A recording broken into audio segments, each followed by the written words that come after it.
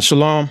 Our scripture reading for today is Psalms chapter 9, verses 9 through 11 and 13 through 14. Yahweh also will be a refuge for the oppressed, a refuge in times of trouble. They that know your name will put their trust in you. For you, Yahweh has not forsaken them that seek him. Sing praises to Yahweh, which dwelleth in Zion. Declare among the people his doings. Have mercy upon me, Yahweh. Consider my trouble which I suffer of them that hate me. You that lifted me up from the gates of death, I may show forth all your praises in the gates of the daughter of Zion. I will rejoice in your salvation.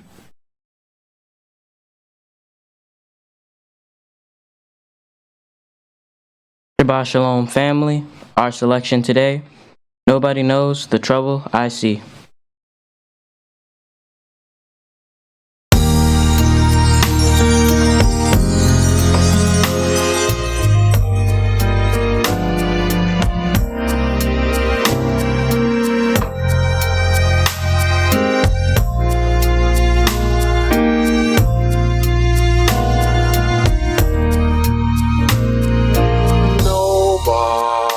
Nobody knows the trouble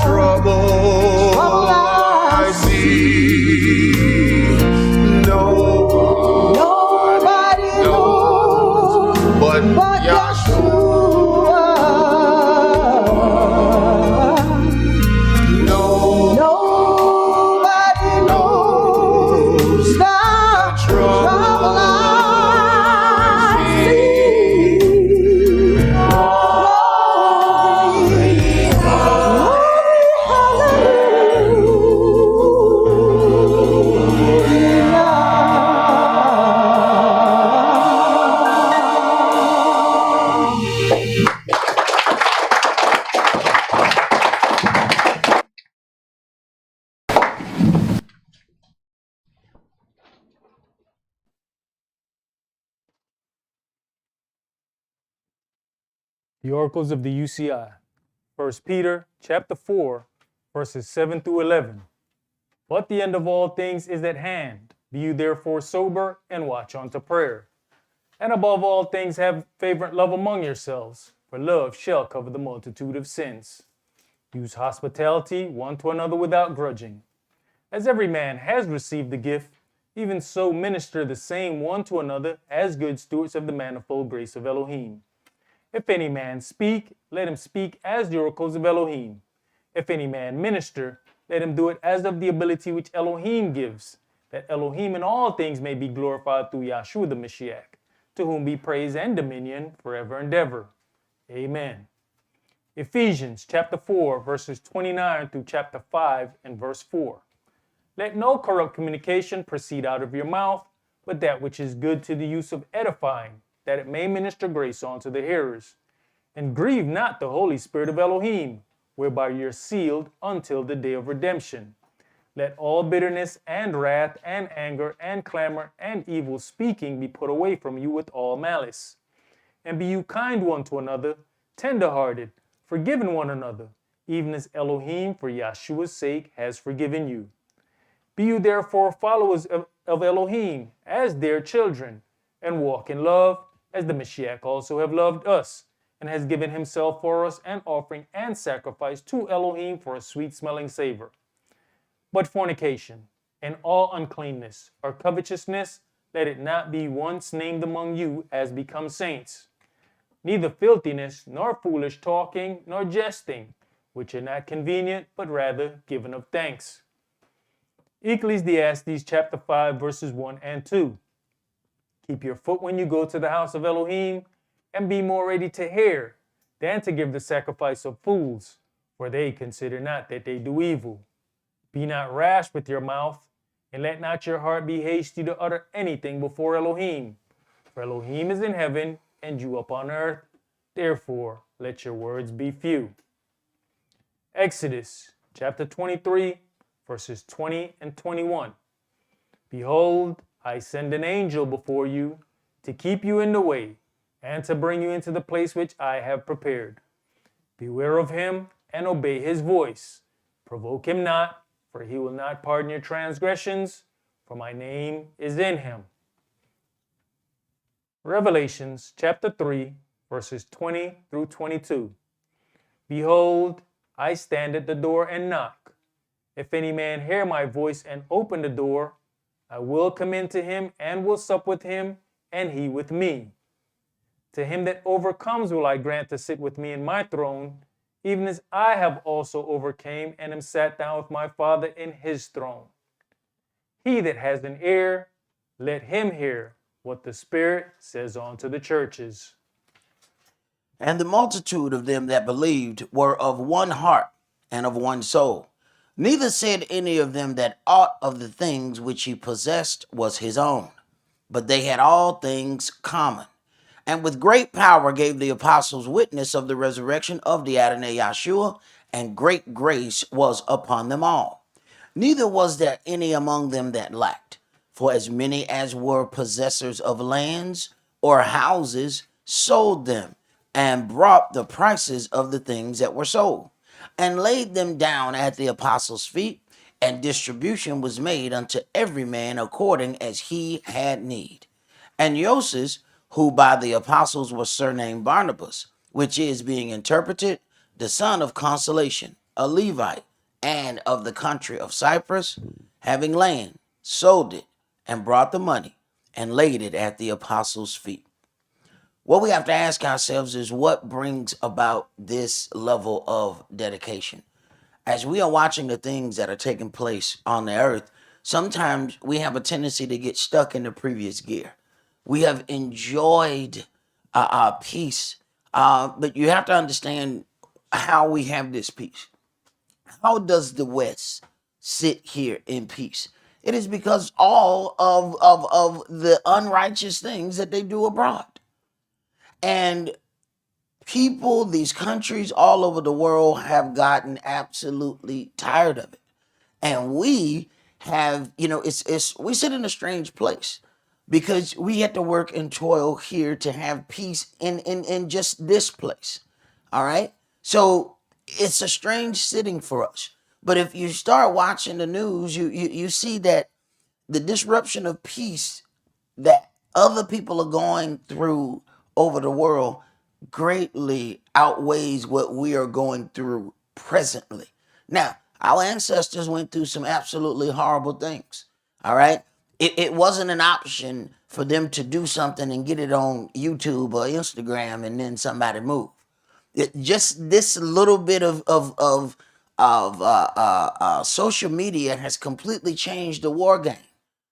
What caused them to back out of Vietnam was when the stories started making it. Before, they were able to tell people anything. When people start seeing those images of what those soldiers were going through, they start protesting. And once the people are no longer behind in action, then the government has to move accordingly. So we have to ask ourselves, when you look at this, there are levels of commitment. When you're talking about somebody getting to the point of selling their land to make sure that everybody has what they need to make sure that this word moves forward, that just doesn't happen without certain situation and circumstances presenting themselves. Then you're able to see what levels we will go to. We may run, I tell people all the time, it's hard for us as individuals who don't train to know what our best of anything is, because we don't have the right motivation to know what that is. You may say, I can run this fast, but when that pit bull get out that fence, you realize, you know what? I think I'm a little faster today. Now, what made you faster today? Motivation. So when you talk about these levels of dedication, as Yahweh is doing all of these things around the world, you have to ask yourself, is our little dedication that we've been doing thus far, is that going to suffice for him? Because he's going through great lengths. My elder talked about all of these events that are happening in Israel. He talked about it, we're talking 40 years ago.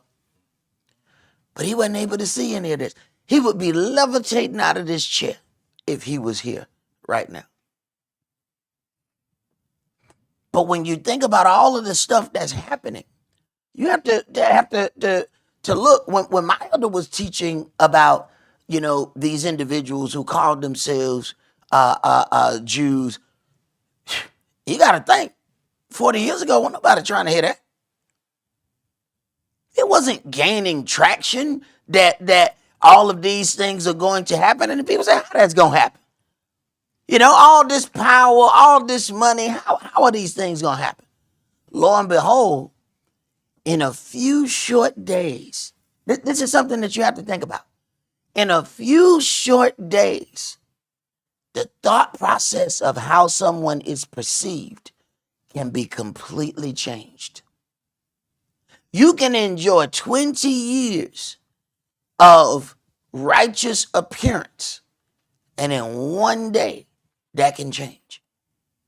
So now we're watching things happen back to back to back. And Yahweh says he's the one that moves the hearts of kings. He's the one that puts all of these things in place. So man is doing what he think he is doing, not knowing that Yahweh is making sure that those angels push them to doing the things that he needs to do for his strange act concerning Israel, true Israel, to come forward. But as he's doing all this work, what are we going to be doing? And when he decides who is going to make that travel, who's going to survive the purging, what we going to be doing?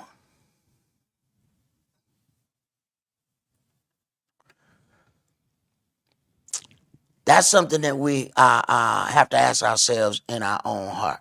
Well, we're going to get today's sermon started in Luke chapter 21.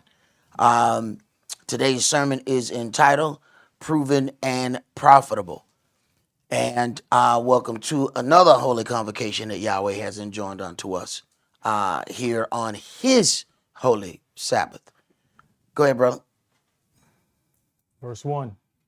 And he looked up and saw the rich men casting their gifts into the treasury. And he saw also a certain poor widow casting in thither 2 mites. And he said, Of a truth I say unto you, that this poor widow has cast in more than they all. So more is not determined by the amount.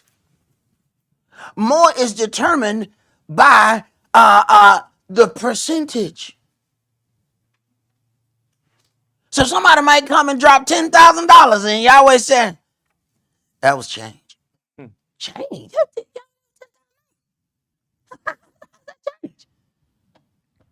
Because I gave him $1 million.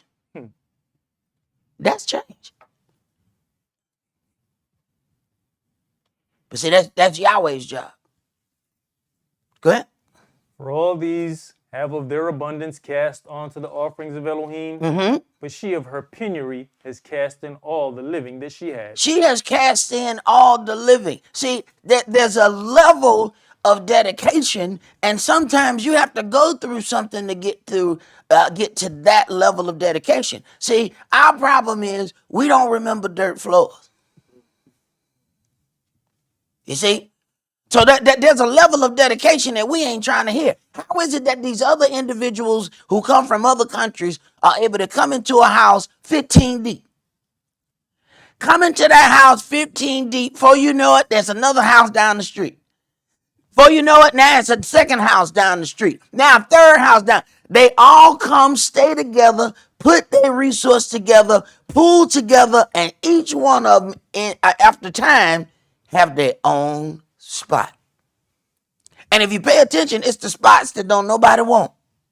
But then after they get done with them, everybody want them. I watched the house right up the street, little old bit of house. I mean, looked like a matchbox.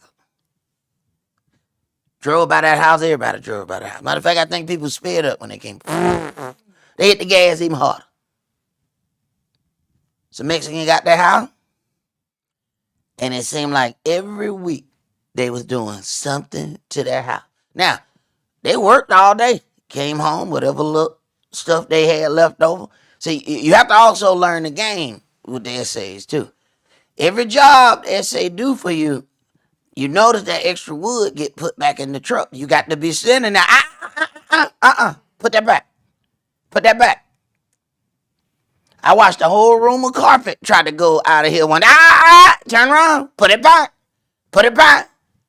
What are you going to do with it? Don't worry about what I'm going to do with it. I know it ain't going in that van. But see, all them little leftover pieces end up building a house. Now, the first house was built with leftover pieces. But now if they sell that and flip it, now, boom. Now, they off to the races. But those are people who still remember dirt floors. We can't pull together. Soon as one person gets something, we fighting against that individual. But we were also trained to do that. But the level of persecution that's on this way, gonna take care of that teaching. See, what makes people say, look, I'm just gonna put the money at the apostles' feet, whatever we need. No. You don't just get there. Something has to happen for you to get there. Go ahead, bro. Verse 5. And some spake of the temple, how it was adorned with goodly stones and gifts. He said, As for these things which you behold, the days will come, in the which there shall not be left one stone upon another, that shall not be thrown down. And they asked him, saying, Master, when shall these things be?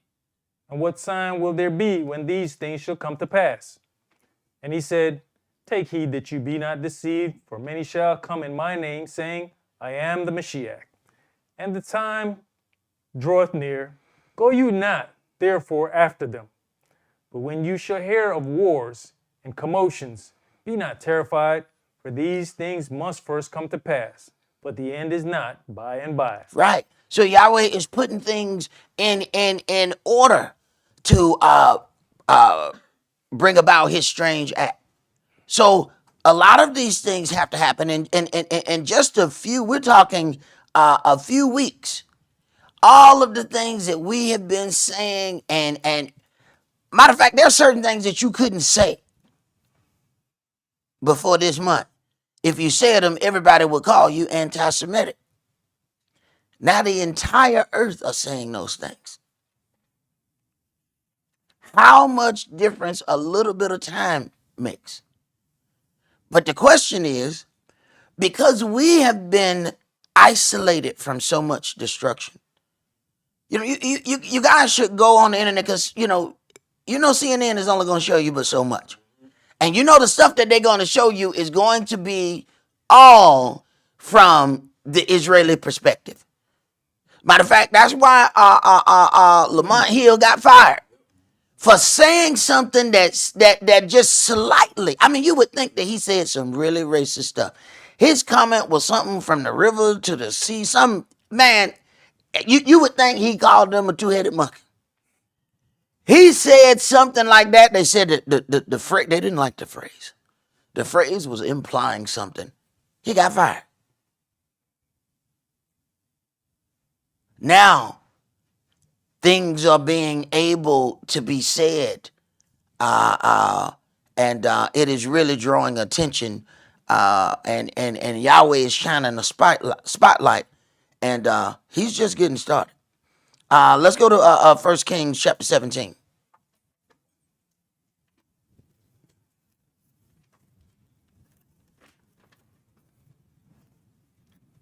But you have to know, whenever Yahweh is putting great care into something, he don't just let anybody walk in.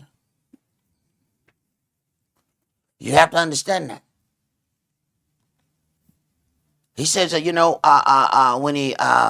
there's an invitation to that wedding feast, he said, all of the, my dinner is ready. My fatlings are cooked. My oxen have been made ready. How you coming here dressed like that? There is a direct connection between his effort and yours. How you come in here like that? See, we just think that because it says, my house shall be a house of prayer for all people, that we think all people can just walk in. Oh, no. You're going to walk a certain way before you walk in. Go ahead. And Eliah the Tishbite was of the inhabitants of Gilead, said unto Ahab, As Yahweh Elohim of Israel lives, before whom I stand, there shall not be dew nor rain these years, but according to my word. And the word of Yahweh came unto him, saying, Get you hence, and turn you eastward, and hide yourself by the brook Cherith, that is before Jordan. And it shall be that you shall drink of the brooks, and I have commanded the ravens to feed you there.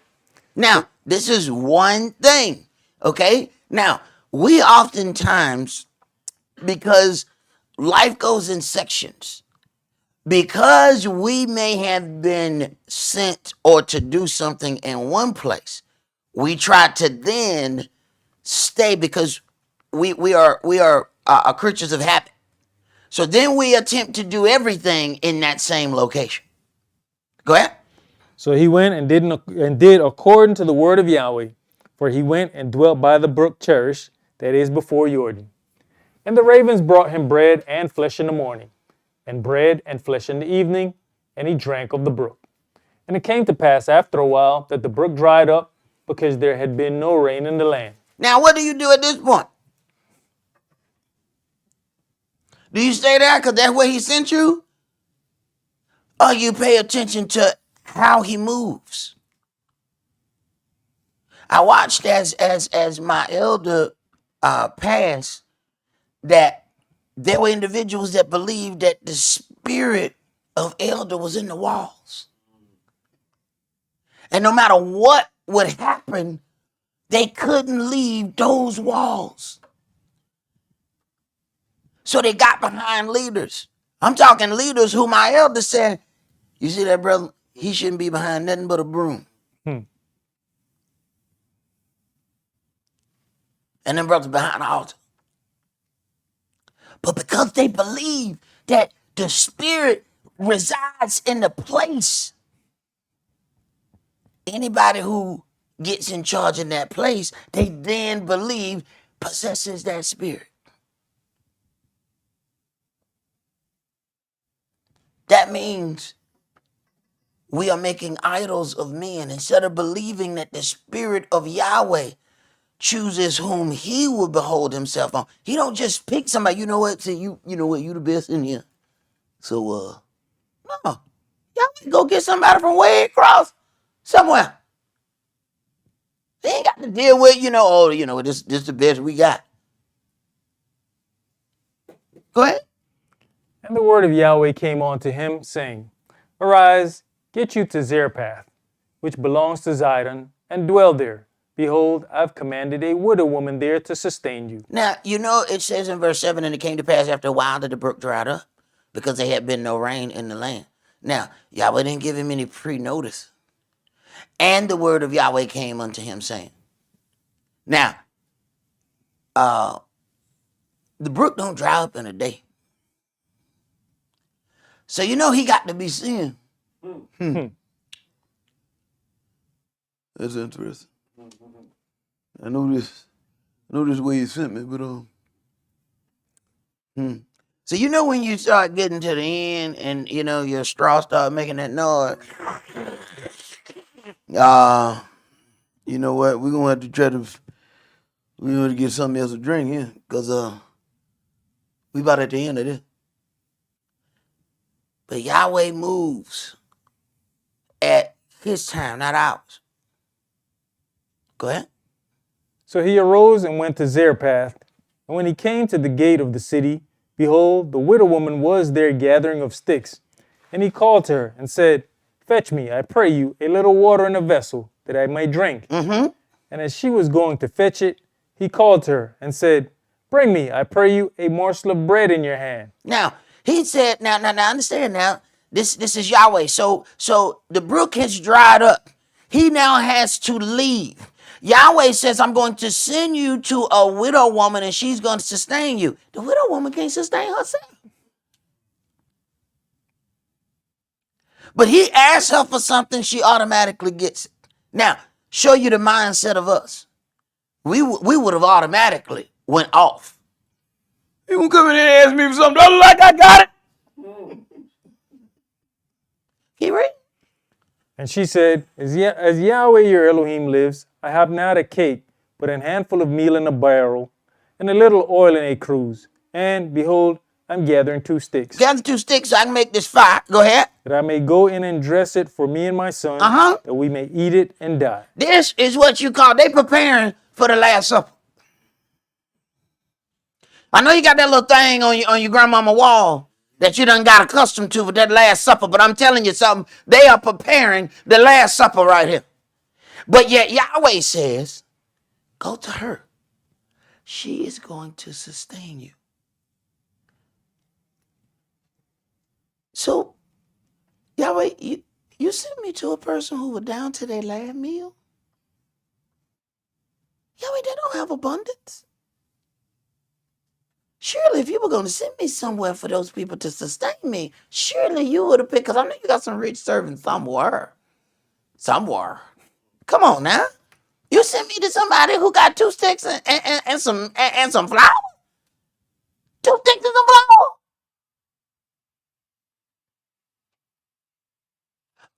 So then when we think about it, the brook didn't just dry up. Yahweh need him to be somewhere else. He need him to do something. So the brook has to dry up so he can go. Go ahead. And Elias said unto her, Fear not, go and do as you have said. But make me therefore a little cake first. This always grabbed me strange when I read it. Wait a minute. She's got just enough to make a cake for her and her son. And this is the Last Supper. And here comes the man of God. But make me a cake first. Wait a minute, man. This just don't sound right. You gonna ask this lady for that? Yahweh said, I'm sending you to her. This is where things get interesting. What is our level of commitment? If you were down to your last cake and someone came to you, stranger, now you ain't never seen that. See, y'all can look and say, well, you know, we know something. No, erase this. Someone you ain't never seen. And they said, but make me a cake first. What? What do that at? We're going to find every scripture to go, love starts at home and then it's first spread abroad. Something don't sound right about this right here. I don't think we're going to be able to do this. You're going to get that cake somewhere else. Go ahead. But you know, my brother, it also takes a whole lot on the other side as well, because you got to dig deep to continue to move on when somebody tell you that this is their last and you just go, like it ain't nothing. And right. He just keeps going forward. But make me a cake first. There's serious levels of stuff happening here. And then a widow woman. So he's looking at a little old lady. And you know, this is when we at our weakest. Mm-hmm. When we get to the little old lady. See, we might talk some stuff to young Shaquita. But old Thelma, yeah, ma'am. Gangsters be like, yeah, I'm going to put the Glock up. Yes, ma'am. Young Shaquita can't tell you to put the Glock up. Yeah, put the Glock up. Well, I tell you what, I'm going to put the Glock up and I'm going to put the 9 right beside it. Bang, bang, Shaquita. Old Thelma, yes, ma'am. And he looked right in old Thelma's face. Yeah, but make me a cake first. That's some different level stuff right there. And you're right. He don't fret at all. No pause. Now, if we were standing there looking at this, well, we said, now look at that. Look at that. Look how arrogant he is. You're going to sit there and ask for that woman last like that. Okay. Go ahead. And bring it on to me. And I have to make for you and for your son. Bring it to me. So this is a servant of Elohim. And the servant of Elohim is asking for the first of her last. Okay.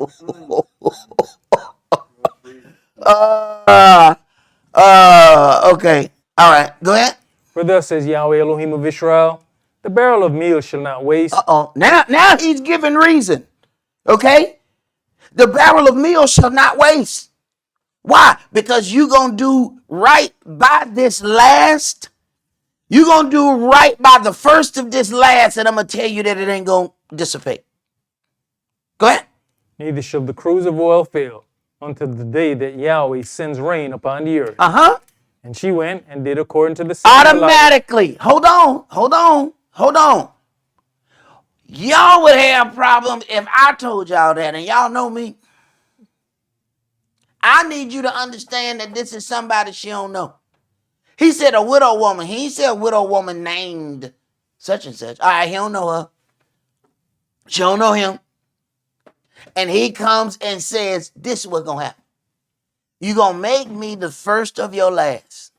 You're going to make it for me first. That meal, that oil will not end until this whole thing is over. And then everybody going to be able to eat again. Automatically. Boom. She believed. Now, sometimes you have to be put in a position to believe. Sometimes you have too many other things going on to believe. Sometimes you have too many other distractions to believe. When you down to your last meal, sometimes this helps you say, you know what?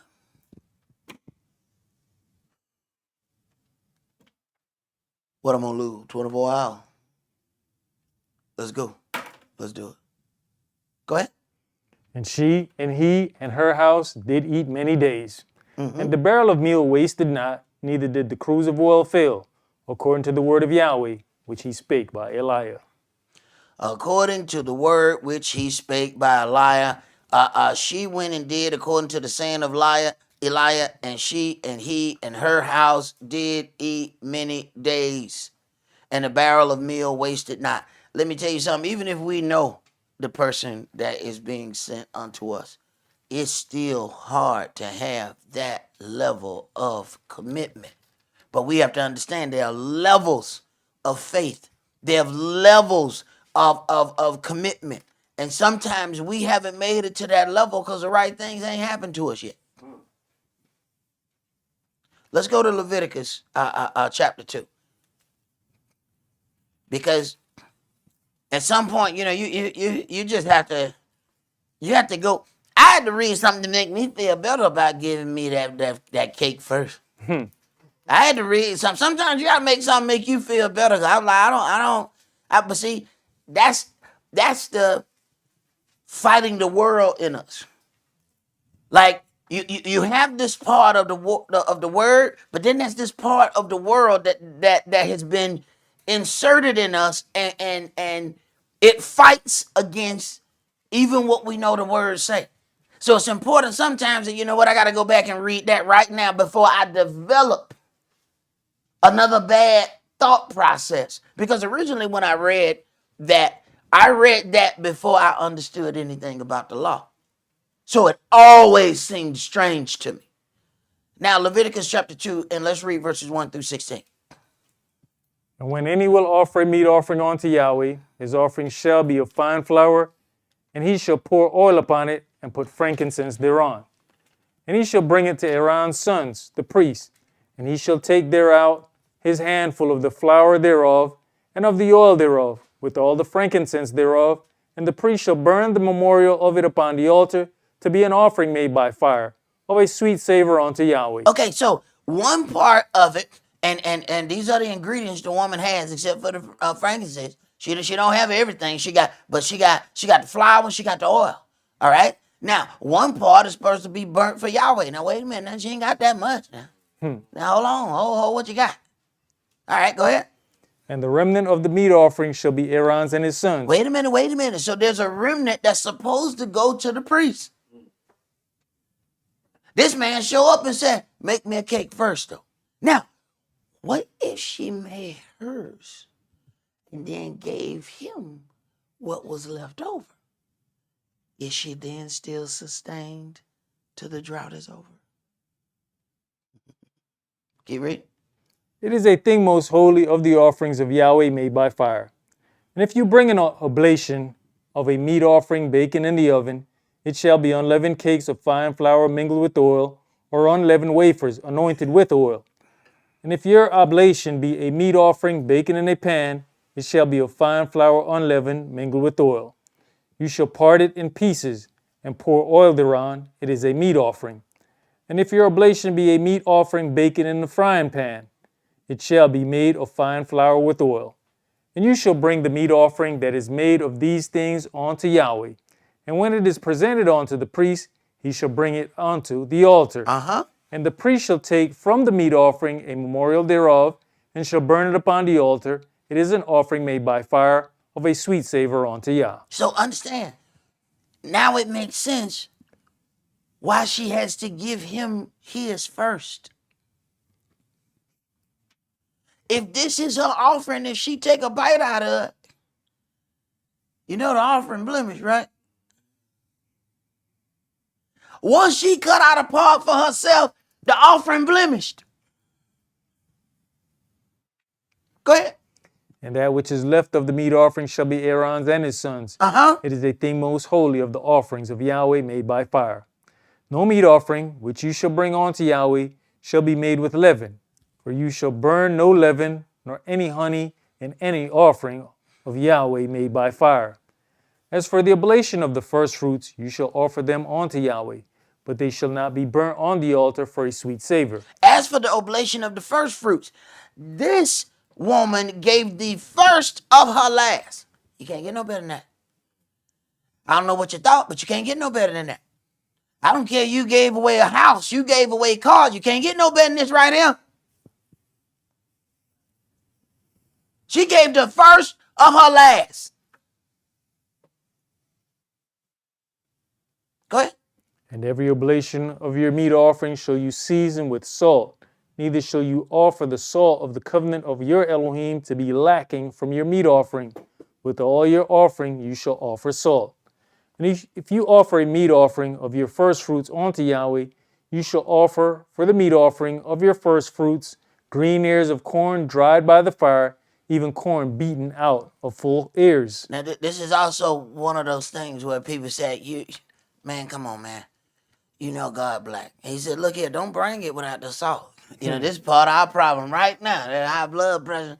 And we was like, hey, what is salt at, bro? What is salt at? Because, you go amongst other people, and we go to their gatherings, and you cook the food, and, you eat that food, you be like,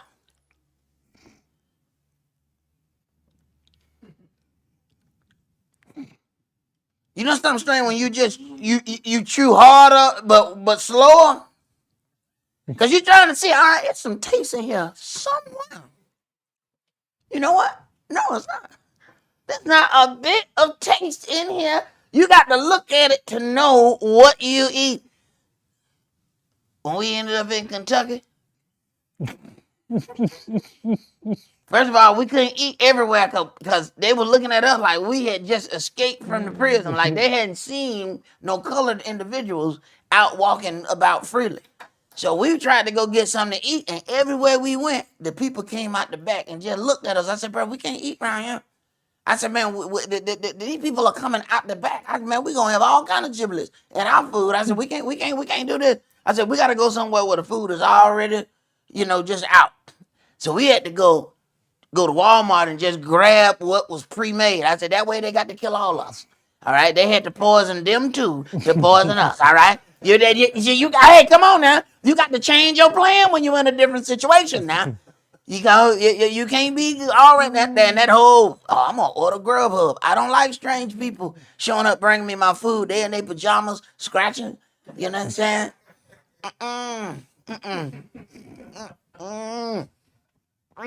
That's distasteful. All right. So we get this little chicken. We got to get the little chicken just right out from everybody. And then I'm still, grab the one in the back. You know what I'm saying? So we get our little chicken. We get to the hotel. We finna eat our little chicken. And you would think we were eating bubble gum. We're like, I bet I can blow a bubble with this. There was zero taste in this chicken. If I didn't look at it and see, are you sure this is chicken? There was zero taste. No salt at all. But they knew what they had to sell for that. Every store does that. They don't put things in the store that's not going to sell in that area. So when you go in that area, it's going to be suited to those individuals. That's why you can go down the little Mexican aisle and you're going to find those sodas that don't have high fructose corn syrup in it. You go down there, they got regular sugar in it. That's not on the aisle with the sodas.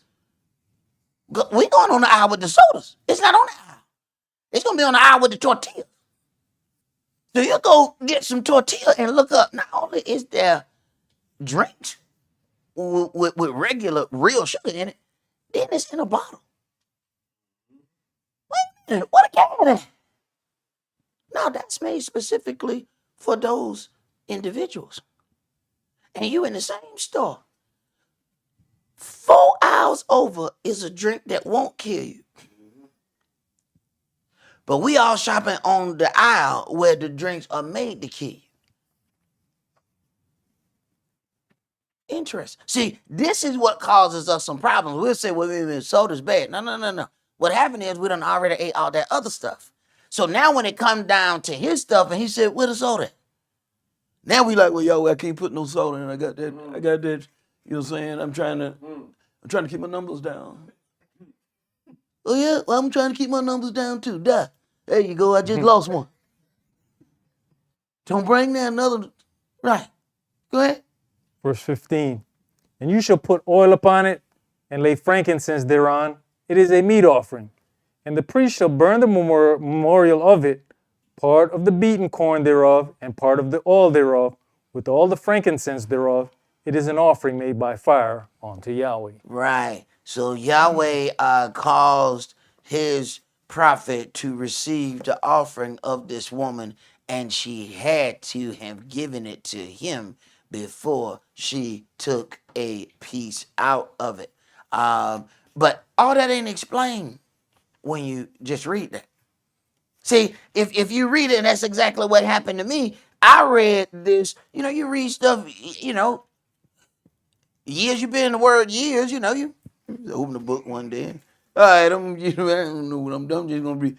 Okay, and he said, and you like, what? This brother right here is something else, man. Then a few years later, somebody tell you about the law, and you're like, oh, I didn't think we had any of that matter. Then you go back and find out, oh, there was really some basis to what he said.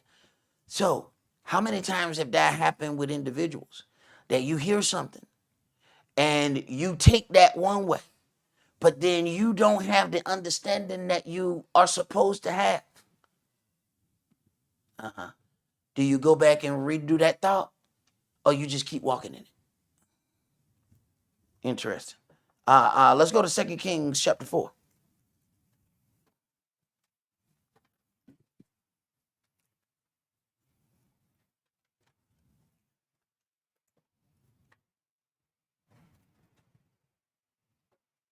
Second Kings chapter 4, and we're going to read verses 1 through 7.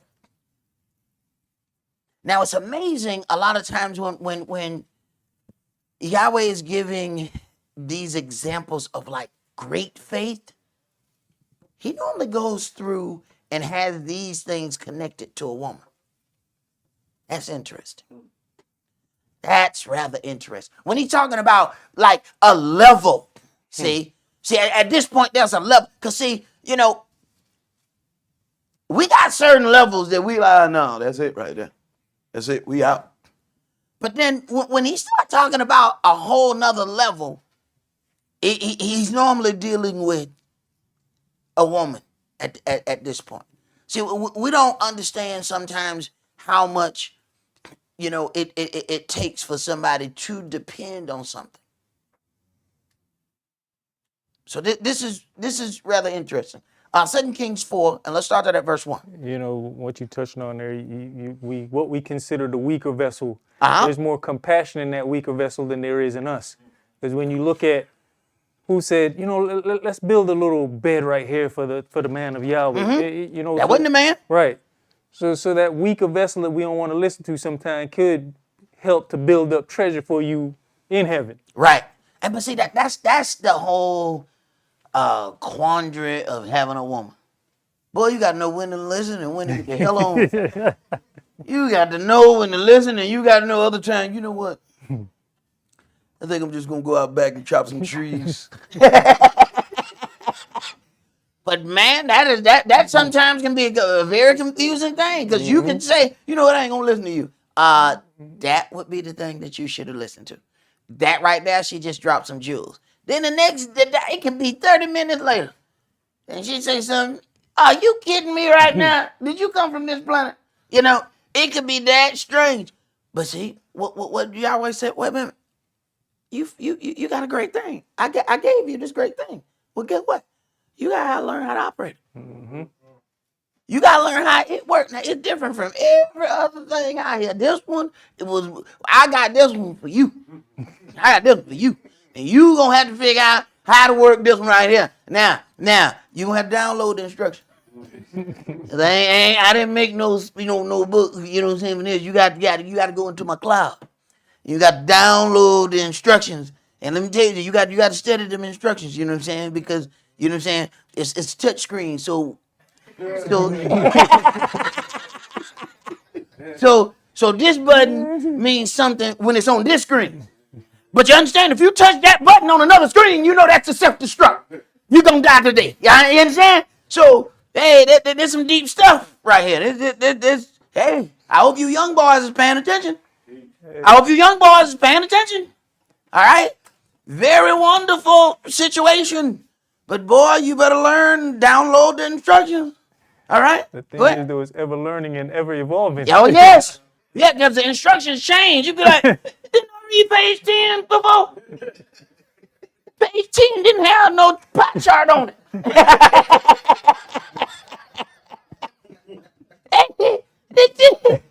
page change. Yeah. Yeah. It got a firmware update. You see? Yeah. Now you got to update to the update. Go ahead, bro. 2 Kings chapter 4 and verse 1. Now there cried a certain woman of the wives of the sons of the prophets unto Elisha, saying, Your servant my husband is dead, and you knoweth that your servant did fear Yahweh. And the creditors come to take unto him my 2 sons to be bondmen. And Elisha said unto her, What shall I do for you? Tell me, what have you in the house? All right. So before he can move to another level with her, he has to then see, what do you have? What do you have that I can make prosper? Go ahead. And she said, Your handmaid has not anything in the house save a pot of oil. Then he said, Go, borrow you vessels abroad of all your neighbors, even empty vessels, borrow not a few. All right. Now, first of all, this takes another level of commitment. This takes another level of faith for you to borrow vessels and you ain't got nothing to put them in. Now, understand that you going to your neighbors. Excuse me. You had? Can I get some mason jars? I saw you had some mason jars that time. Can I borrow those? What you gonna put in? Some oil. But you ain't got no oil. I know. Do you know them people gonna be looking at you? So first of all, you have to take, that needs to be a commitment level that, you know what, I'm willing to get ridiculed to do what Yahweh needs for me to do.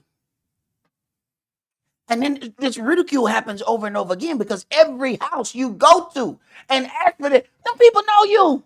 Them people know you ain't got no oil. You got this much oil. What you need all these buckets for? What you need all these vessels for? I've been in your house. We left your house to come to mine because you ain't had nothing to eat in there. And now you coming to me asking me for these things? There's a level here now. See?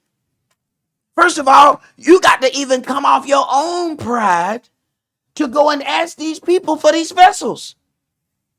Remember when the individual wanted to be healed and he said, go dip yourself in the Jordan? What the man say? Man, surely there got to be some better waters than this. That's us. See? That's that man pride. Go ahead.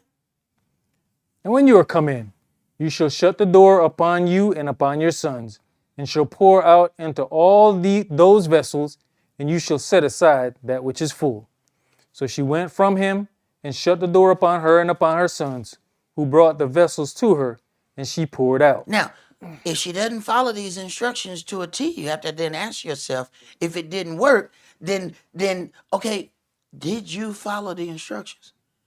Close the door. Wait a minute. Now, this is very important instruction. I don't need nobody here.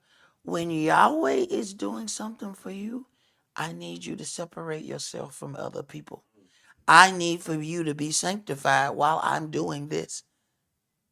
Now, your friends can come in once this oil is in here, but they can't be in here when I'm making the oil multiply. Go ahead. And it came to pass, when the vessels were full, that she said unto her son, Bring me yet a vessel. And he said unto her, There's not a vessel more. And the oil stayed. Then she came and told the man of Elohim and said, Go, sell the oil and pay your debt, and live you and your children of the rest. Now, she only has this based on her belief. You have to understand, Yahshua said he couldn't do many mighty works in Cana of Galilee because of their unbelief. This blessing is based on her level of belief. Now, what am I talking about? If she really don't believe, she ain't really get about 3 pots. So she really don't have that much oil. But if she really believes, she's going to get ridiculed. She's going to get looked at funny. She's going to do all of those uncomfortable things to get every vessel she can get her hands on. And now she has oil for all of those. This was all based on her belief. Now, when we hear Yahshua say he couldn't do many mighty works because of their unbelief, you don't really understand that till you get back here. If you don't have but 3 because you didn't believe, you ain't going to have but 3 pots of oil.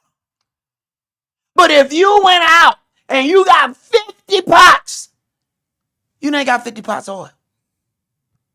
All based on your level of belief and commitment. Interesting. Let's go to James chapter 2.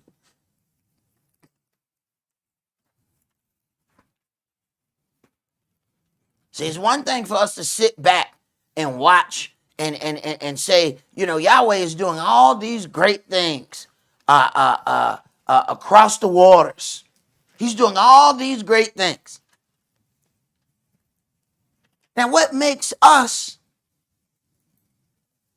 able to walk in and take possession of the things that Yahweh is doing? You think he's doing all this work and he just gonna let us haphazardly walk in? Have you seen the destruction that's going on? Try to get to Al Jazeera and watch as these people are bombing hospitals. They tell the people to leave and then bomb the area where they told them to go.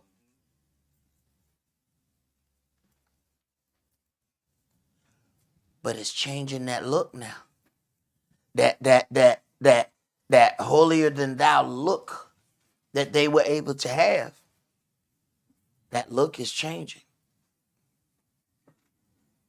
And it is uprooting all of the Middle East right now. This is just not staying in one place. This is getting ugly.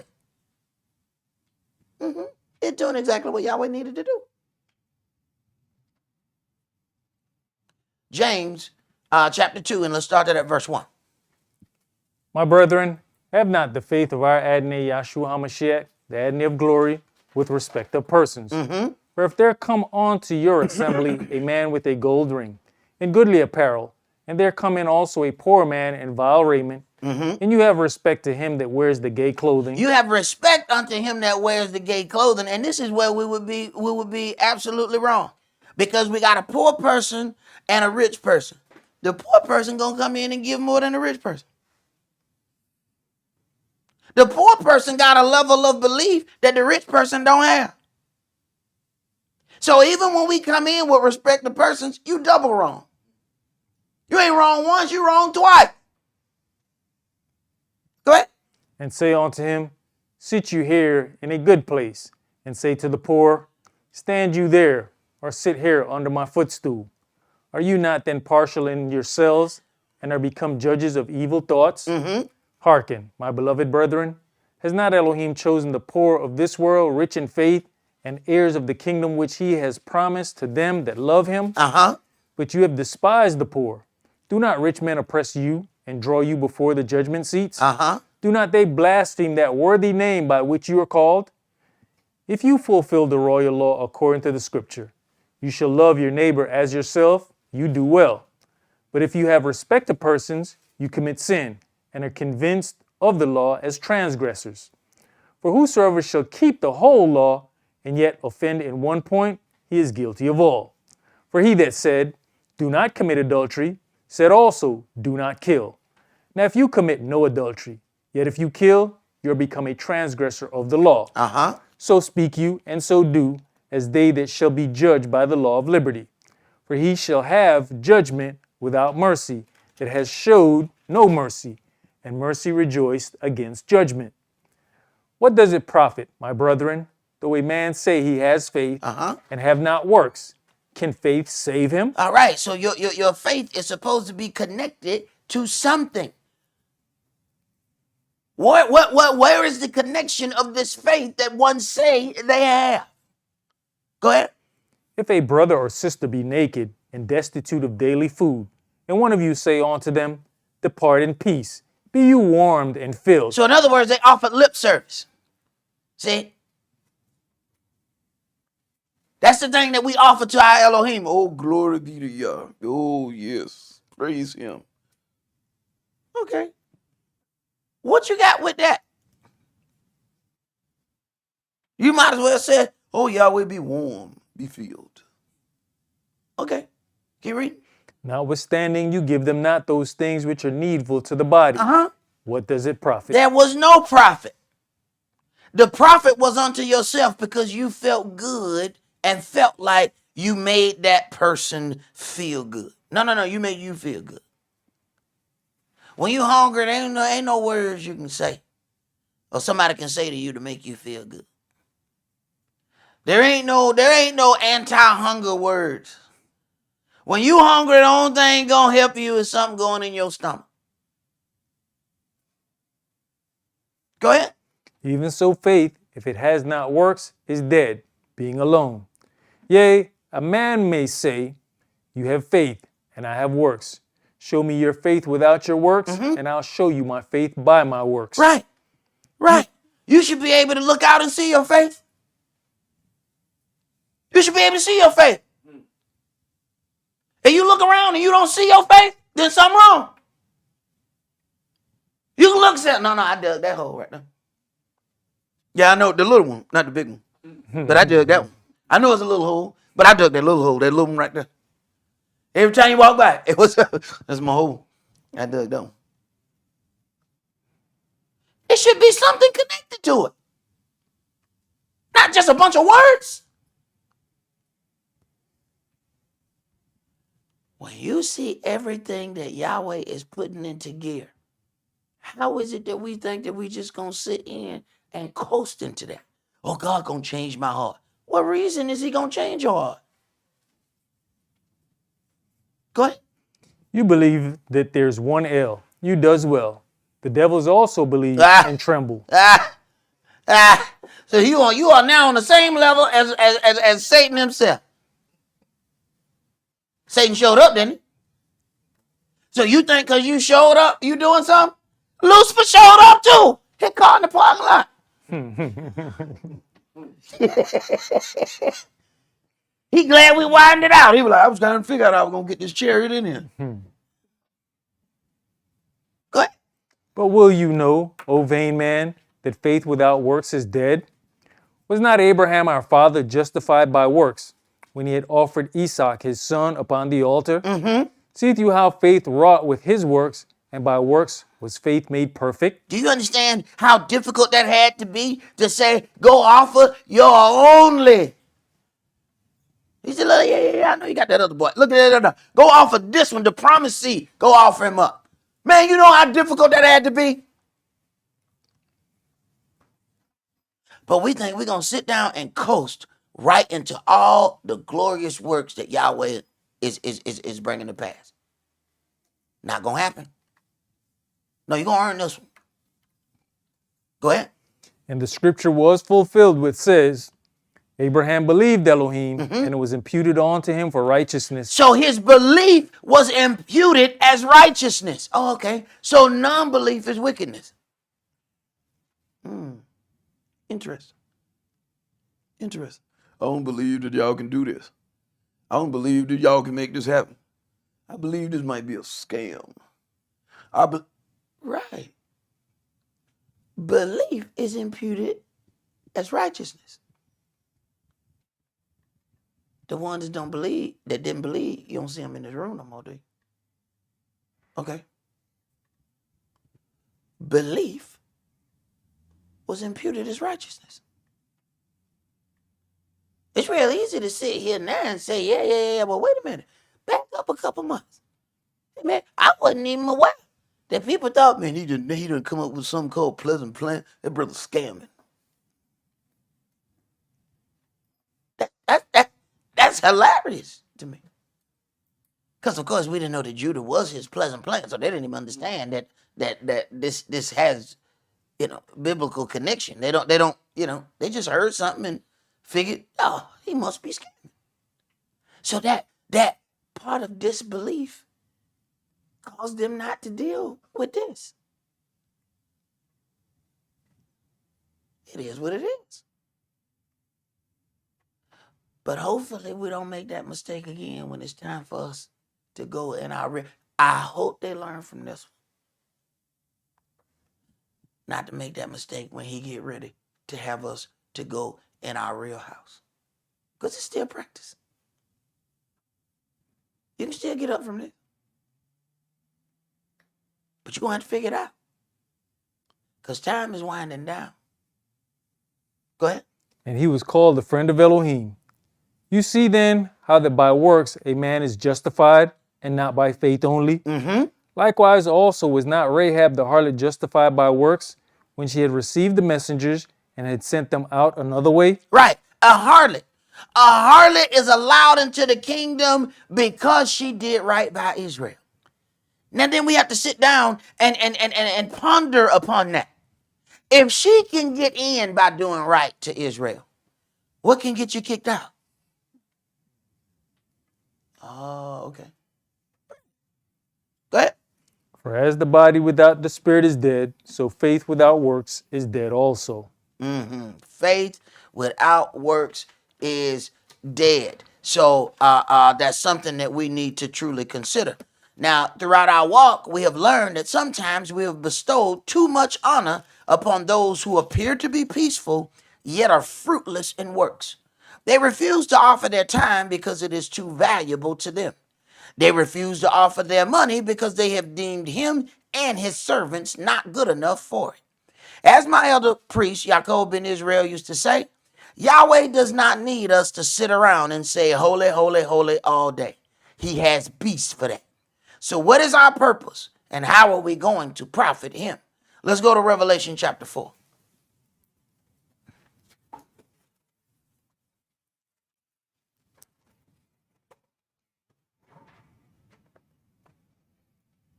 Revelation chapter 4, and we're going to read verses 1 through 11.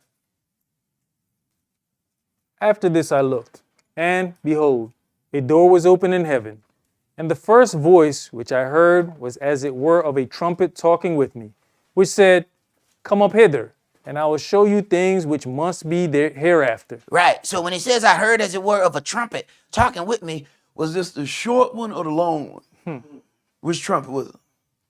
Because you go out on the internet, they're going to show you a shofar, and people think they really doing something. They put the big old kadu right there in front of them as they teaching to take up the whole table.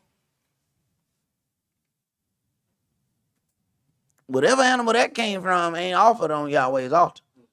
But I can tell you that ram's horn is offered on that altar. So I don't know what you got going on, but that ain't right. But it sure look good, don't it? And you know what?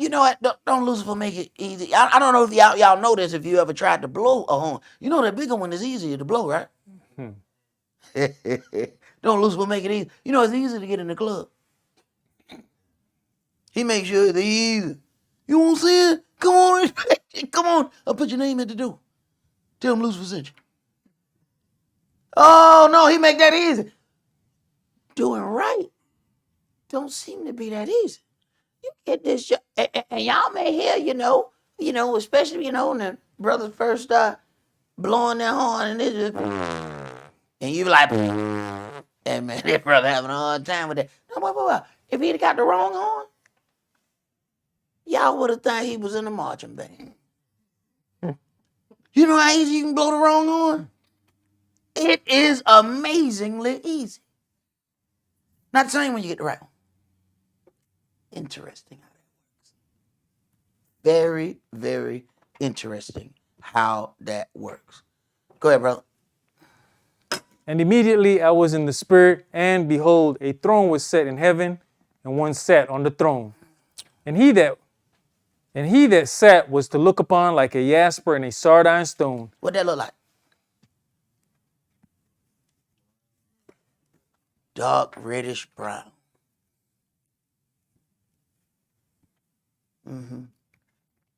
They said, what I'm saying? Y'all being racist. Wait a minute. Tell King James. Don't tell me. Y'all said the book was made by a white man. Well, why that white man said that the dude had dark reddish brown feet? I put my feet up here in front of the camera. Well, first of all, you're going to see some toes that you probably ain't ready for. But you're going to see something that ain't even deep, dark, reddish brown. I mean, he was darker than me. Right. Go ahead. And there was a rainbow round about the throne, in sight like unto an emerald.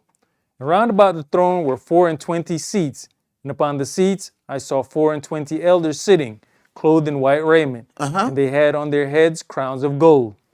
And out of the throne proceeded lightnings and thunderings and voices. And there were 7 lamps of fire burning before the throne, which are the 7 spirits of Elohim. And before the throne there was a sea of glass like unto crystal.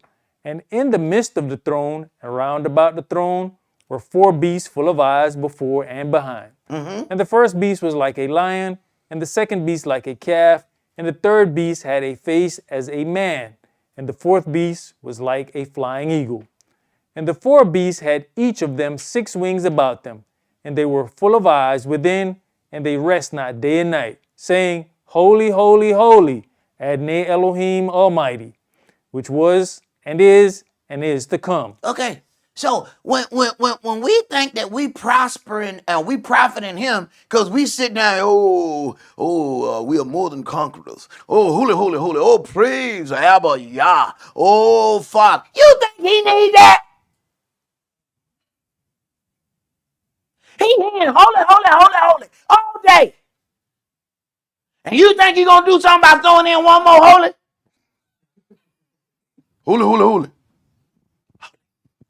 Oh, you think that did it right there?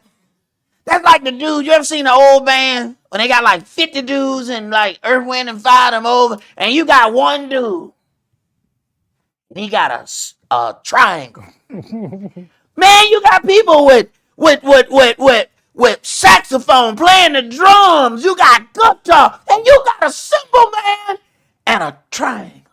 And he just waiting.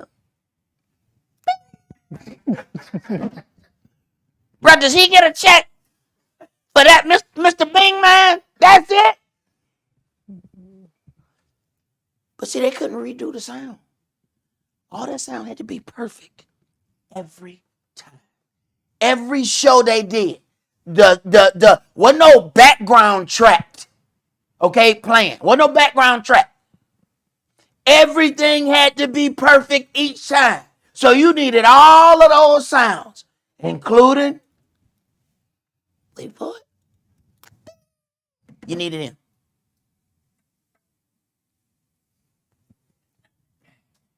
But what you think your holy doing? How's he prospering from the great good words that you say? Who feels better about that, him or you? Okay, go ahead. And when those beasts give glory and honor and thanks to him that sat on the throne, who lives forever and ever, the 24 elders fall down before him that sat on the throne. Wait, whoa. So when these beasts say holy, holy, holy, 24 elders with golden crowns hit the ground. All right. So when you say, oh, praises Abba Yah, how many people hit the ground?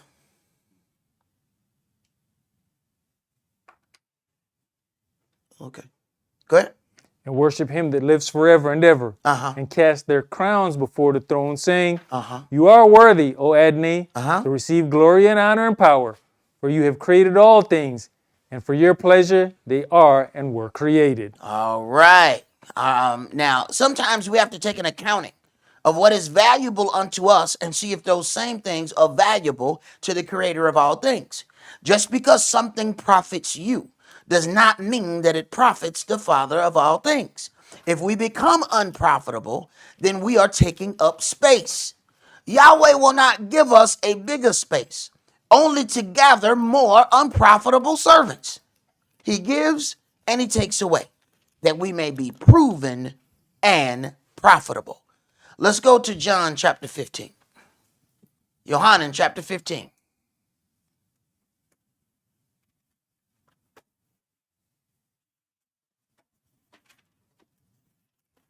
You know, if you look at Al Jazeera and see all the destruction that's happening, you know that they plan on coming through that building. That is, they are too focused on destruction, not to be planning to come all the way through. I looked at one part and they bringing a bulldozer through. Excuse me. What you got bulldozers for?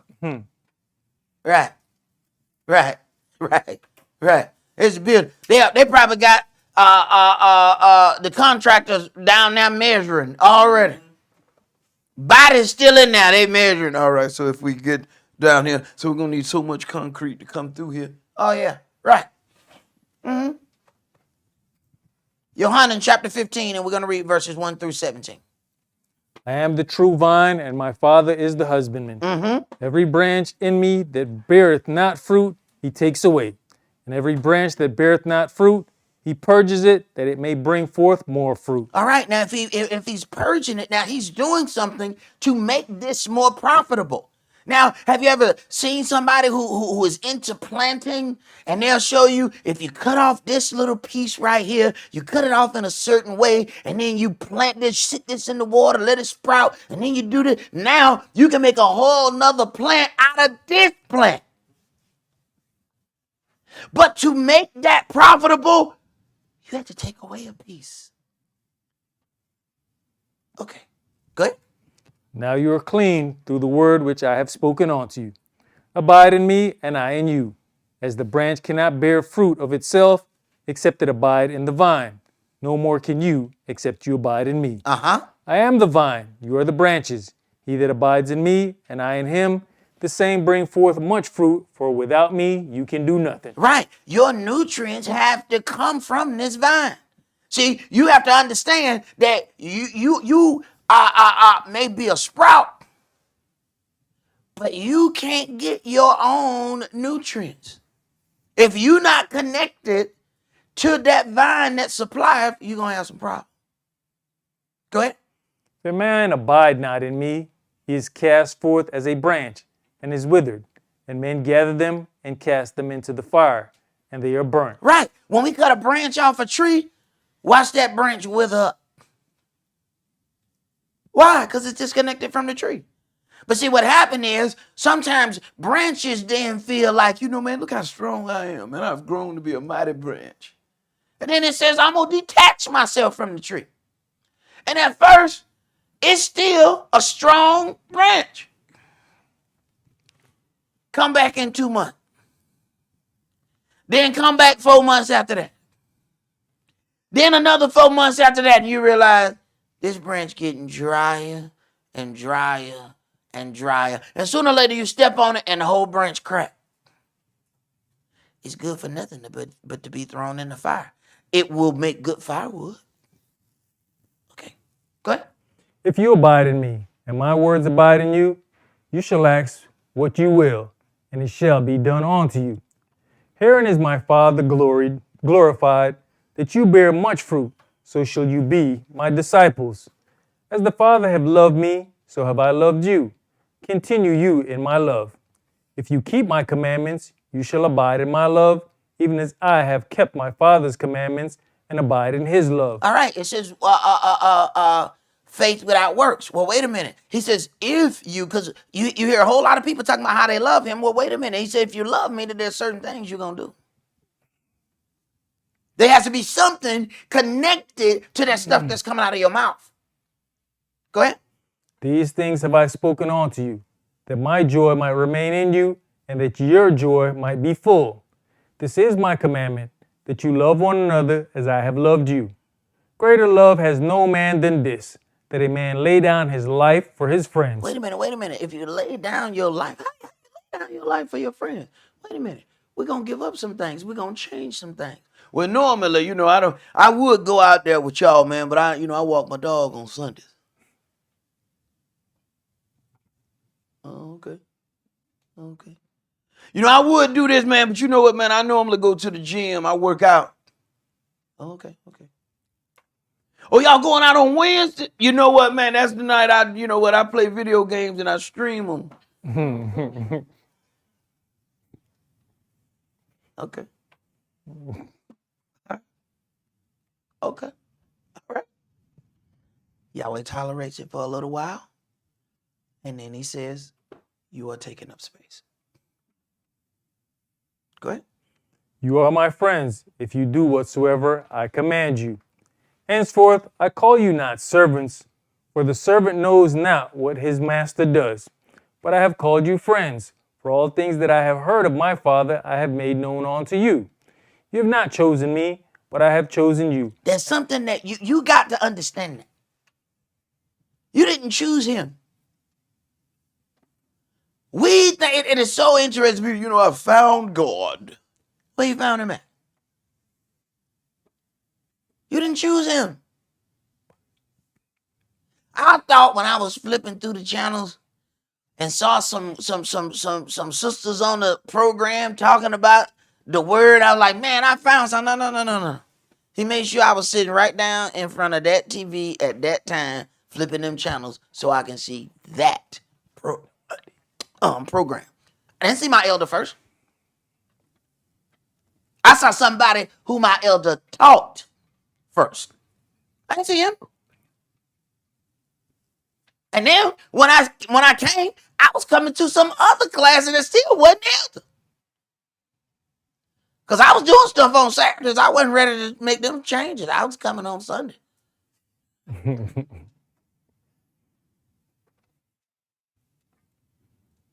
It was a little bit before I saw the old man.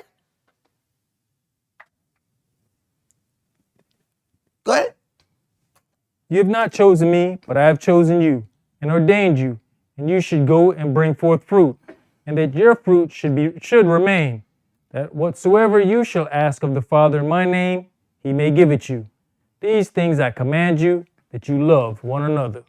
All right, brother, I want you to read the definition here of purge. Purge from G2508. Kathaero from G2513, to cleanse, that is, specifically to prune, figuratively to expiate, purge. All right. Now read the definition of prune for me. Trim, a tree, shrub, or bush by cutting away dead Cutting away dead or overgrown branches or or stems. overgrown branches or stems. So as he is pruning, as he's purging, he's cutting away. Go ahead. Especially to increase fruitfulness and growth. So pruning is to help increase fruitfulness and growth. That means we got to lose some things before we gain some things. And when you take that in the context of the congregation, that means that you have to lose some individuals so that you can gain some better individuals. Let's go to Luke chapter 13.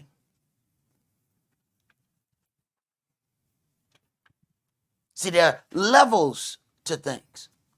Sometimes, Yahweh might not be saying necessarily that, these individuals are not going to attain unto their salvation. He said, no, they're just not going to be able to attain unto it walking with this group. I got a different level of things for this group. They need to go over there and walk.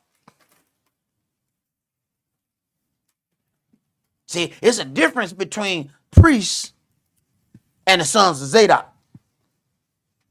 Don't think you just gonna come and walk with the sons of Zadok. No. You can walk, but you're gonna walk off of that.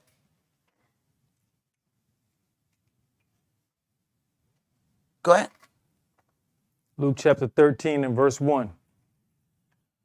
There were present at that season some that told him of the Galileans, whose blood Pilate had mingled with their sacrifices. And Yahshua answering said unto them, Suppose you that these Galileans were sinners above all the Galileans because they suffered such things? I tell you, no. But except you repent, you shall all likewise perish. Or those 18, upon whom the tower in Siloam fell and slew them, think you that they were sinners above all men that dwelt in Jerusalem? I tell you, no. But except you repent, you shall all likewise perish. He spake also this parable. A certain man had a fig tree planted in his vineyard, and he came and sought fruit thereon, and found none. Then said he unto the dresser of his vineyard, Behold, these 3 years I come seeking fruit on this fig tree, and find none.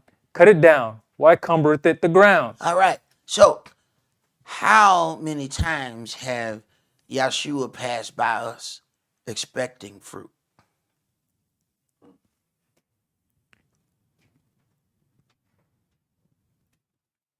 See, this is the time that he's talking. Maybe he didn't say anything the other 3 times. So we assume that once something comes to our attention, that's number 1. What if that was number 3 when he said it? And you think, okay, I got at least 2 more times. I need to go ahead and get it together. What are the other 2 times you just didn't know he was there? And he was expecting fruit from you, but you didn't have any. Go ahead. And he answering said unto him, Adnai, let it alone this year also, till I shall dig about it and dung it. So now this is grace, because it was supposed to go ahead and be ejected at that point. But now this is grace. But understand, grace don't always seem like it's good. He said, let me dig about it. All right, so he's going to disturb the ground. You know, your ground is where you have your stability at. He's going to disturb the ground and dung about it. Dung is manure. Whatever comfort you had being fruitless, you about to have you some serious discomfort because your ground is about to be tore up and you're not going to smell that good. But that is to help produce growth from you. But you know, that's first thing we say. Can't believe it. What we say? I can't believe I'm going through this. Can't believe I'm going through this ish. No. He put that ish by you. You keep trying to run away from it and you move and the ish move with you. What stank down here? No. That's you. No, he put that around you, hoping that he might produce some growth. All of a sudden, my life got difficult. He put that around you so that he might produce some growth. This is your last opportunity. Because if he does not get any growth after this, he's removing you from his vineyard. Go ahead. You know, brother, even with the dresser of the vineyard asking for that grace period, a time frame was given. Mm-hmm. Yep. Go ahead. And if it bear fruit, well, and if not, then after that, you shall cut it down. If it bear fruit, well, and if not, after that, you shall cut it down. Let's go to Mark chapter 11.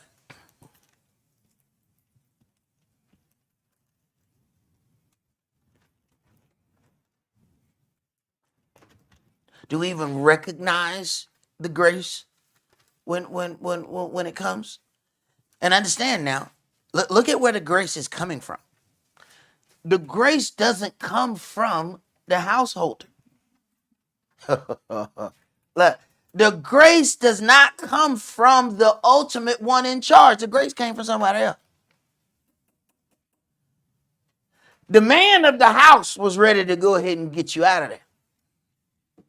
Somebody else spoke up for you. Interesting. Go ahead, brother. Mark chapter 11, and we're going to start that at verse 12. And on the morrow, when they were come from Bethany, he was hungry. And seeing a fig tree afar off having leaves, he came, if happily he might find anything thereon. And when he came to it, Now listen. Go ahead. he found nothing but leaves. For the time of figs was not yet. Wait a minute. Now this is interesting because it was 3 years before and there was nothing on this other fig tree yet now he's hungry. And he's looking for substance and there's nothing there. But here's the thing. There's it's not the time though. This is where it gets interesting. Go ahead. And Yahshua answered and said, No man eat fruit of this of you hereafter forever.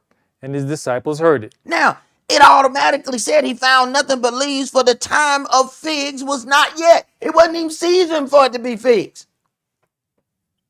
But the master came to a fig tree, and that fig tree should have been profitable for its master whenever it came. And it wasn't. It didn't get 3 years. It didn't get another year to be dug and dung.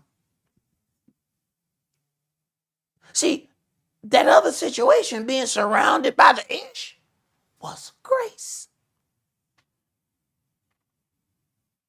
This one didn't get that grace. I was hungry and in need, and you were not there when I needed you. Out. Go ahead. What does the scripture say? Be fruitful in season and out of season. Said, you should have had some fruit tucked away from me. Go ahead. And they came to Jerusalem, and Yahshua went into the temple and began to cast out them that sold and bought in the temple. See, now he's purging the house. See, there's one thing about purging a tree. There's one thing about purging the plant. There's one thing about pruning. Now he's pruning the house. Everything that ain't right in the house, he's getting rid of it. Go ahead. And overthrew the tables of the money changers and the seats of them that sold doves, and would not suffer that any man should carry any vessel through the temple. And he taught, saying unto them, Is it not written, My house shall be called of all nations the house of prayer? But you have made it a den of thieves. And the scribes and the chief priests heard it, and sought how they might destroy him, for they feared him, because all the people was astonished at his doctrine. And when evening was come, he went out of the city. And in the morning, as they passed by, they saw the fig tree dried up from the roots. And Cephas, calling to remembrance, says unto him, Master, behold, the fig tree which you cursed is withered away. He cursed it, and every bit of nutrient in it was gone immediately. We're talking about a tree that was not in a situation of being forever fruitless. It wasn't the time of figs. That's why it didn't have. But Yahshua ain't accepting no excuses. What excuse there? Well, you know what? No, I would see, but you know, I've been working on. See, I got a little my left toe. That's why I don't do. Oh, okay. All right. What do you think might be the excuse that he says? Okay, it's okay for you to be without fruit.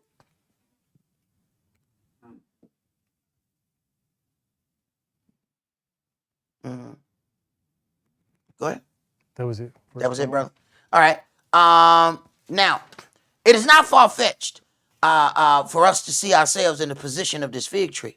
The master has given us time to get in gear.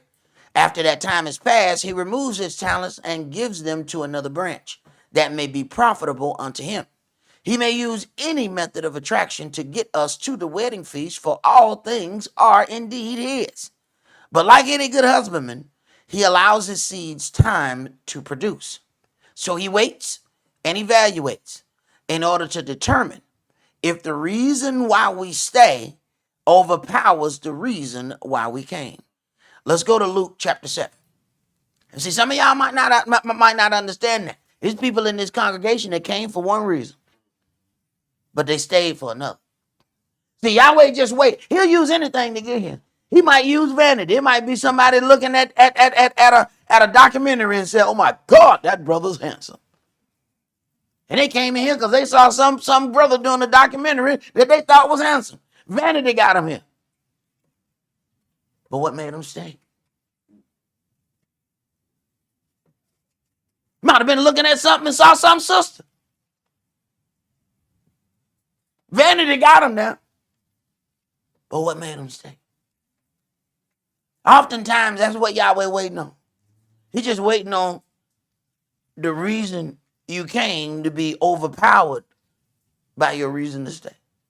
Now he can begin working with you. Go ahead, brother. We're going to start at, go to Luke chapter 7, and we're going to start at verse 18. And the disciples of Johanan showed him of all these things. And Johanan, calling unto him 2 of his disciples, sent them to Yahshua, saying, Are you he that should come, or look we for another? When the men were come unto him, they said, Johanan Baptist has sent us unto you, saying, Are you he that should come, or look we for another? And in that same hour he cured many of their infirmities and plagues, and of evil spirits, and unto many that were blind he gave sight. Then Yahshua answering said unto them, Go your way, and tell Johanan what things you have seen and heard, how that the blind see, the lame walk, the lepers are cleansed, the deaf hear, the dead are raised, to the poor the gospel is preached. And blessed is he whosoever shall not be offended in me. Blessed is he whosoever shall not be offended in me. Now, we are offended by the smallest of things. We get offended. One conversation can cause us to be offended, and now our walk has been altered. Some of us were barely walking before we got offended anyway. That pretty much ended our walk. What you gonna do if Yahshua purposely offends you? Like he did to his folks. Does this offend you? He purposely causes an issue. Except you eat my flesh and drink my blood, you have no part in me. He knew it was offensive. So he said it again. Then he taunts him. Are you offended? Right. He want to see if you're going to sell your salvation for that pot of lentils. That's ultimately what we're doing. We got offended, and we first one to hop on the bus. Right. You sold your salvation for some lentils. He want to see how valuable it is to you. So he wants to see how quick you get offended. This is good. I'm glad they're gone. Why, Yahweh? We could have done great things. No, you weren't going to do no things. Because every time we turn, they were going to get offended again. Every time we got ready to do some work, they were going to get offended again. When we get ready because to build, sometimes you got to tear up. So what happened? We get ready to expand. We got to tear up this wall. Oh, they offended. He tore up. It was a perfectly good sanctuary. He tore down the wall. I can't stand him. I got to go. That it. They're going to get offended eventually. Go ahead and leave now. Because some great offensive things are going to happen. Because that's what growth brings. Go ahead. Verse 24. And when the messengers of Johanan were departed, he began to speak unto the people concerning Johanan. What went you out into the wilderness for to see? A reed shaken with the wind? But what went you out for to see? A man clothed in soft raiment? Behold, they which are gorgeously apparelled and live delicately are in king's courts. So you're not going to see what you think you're going to see. But it's a holy and righteous man. But he ain't going to look the way you think he's supposed to look. Imagine that. Go ahead. But what went you out to see? For to see? A prophet? Yea, I say unto you, and much more than a prophet. This is he of whom it is written, Behold, I send my messenger before your face, which shall prepare your way before you. For I say unto you, among those that are born of women, there is not a greater prophet than Johanan the Baptist, but he that is least in the kingdom of Elohim is greater than he. And all the people that heard him, and the publicans, justified Elohim, being baptized with the baptism of Johanan. Now, so then belief carried something. All the people that heard him and the publicans justified Elohim, being baptized with the baptism of Johanan. So there was something connected to their belief. Go ahead. But the Pharisees and lawyers rejected the counsel of Elohim against themselves, being not baptized of him. Right. So the Pharisees are higher up. These are people who think they somebody. See, the people who think they somebody don't believe that he's good enough for them to be a part of what he's doing. Go ahead. And they said, Whereunto then shall I liken the men of this generation? And to what are they like? They're like unto children sitting in the marketplace and calling one to another and saying, We have piped unto you, and you have not danced. We have mourned to you, and you have not wept. For Johannes the Baptist came neither eating bread nor drinking wine, and you say he has a devil. The Son of Man is come, eating and drinking, and you say, Behold, a gluttonous man and a winebibber, a friend of publicans and sinners. Check that out. For Johannes the Baptist came neither eating bread nor drinking wine. We talking about he operates better than Yahshua. Yahshua said, pass me that wine. Go ahead. But wisdom is justified of all her children. And one of the Pharisees desired him that he would eat with him. And he went into the Pharisee's house and sat down to meat. And behold, a woman in the city which was a sinner, when she knew that Yahshua sat at meat in the Pharisee's house, brought an alabaster box of ointment, and stood at his feet behind him weeping, and began to wash his feet with tears, and did wipe them with the hairs of her head, and kissed his feet, and anointed them with the ointment. Now, she going all out. All right? This is all out.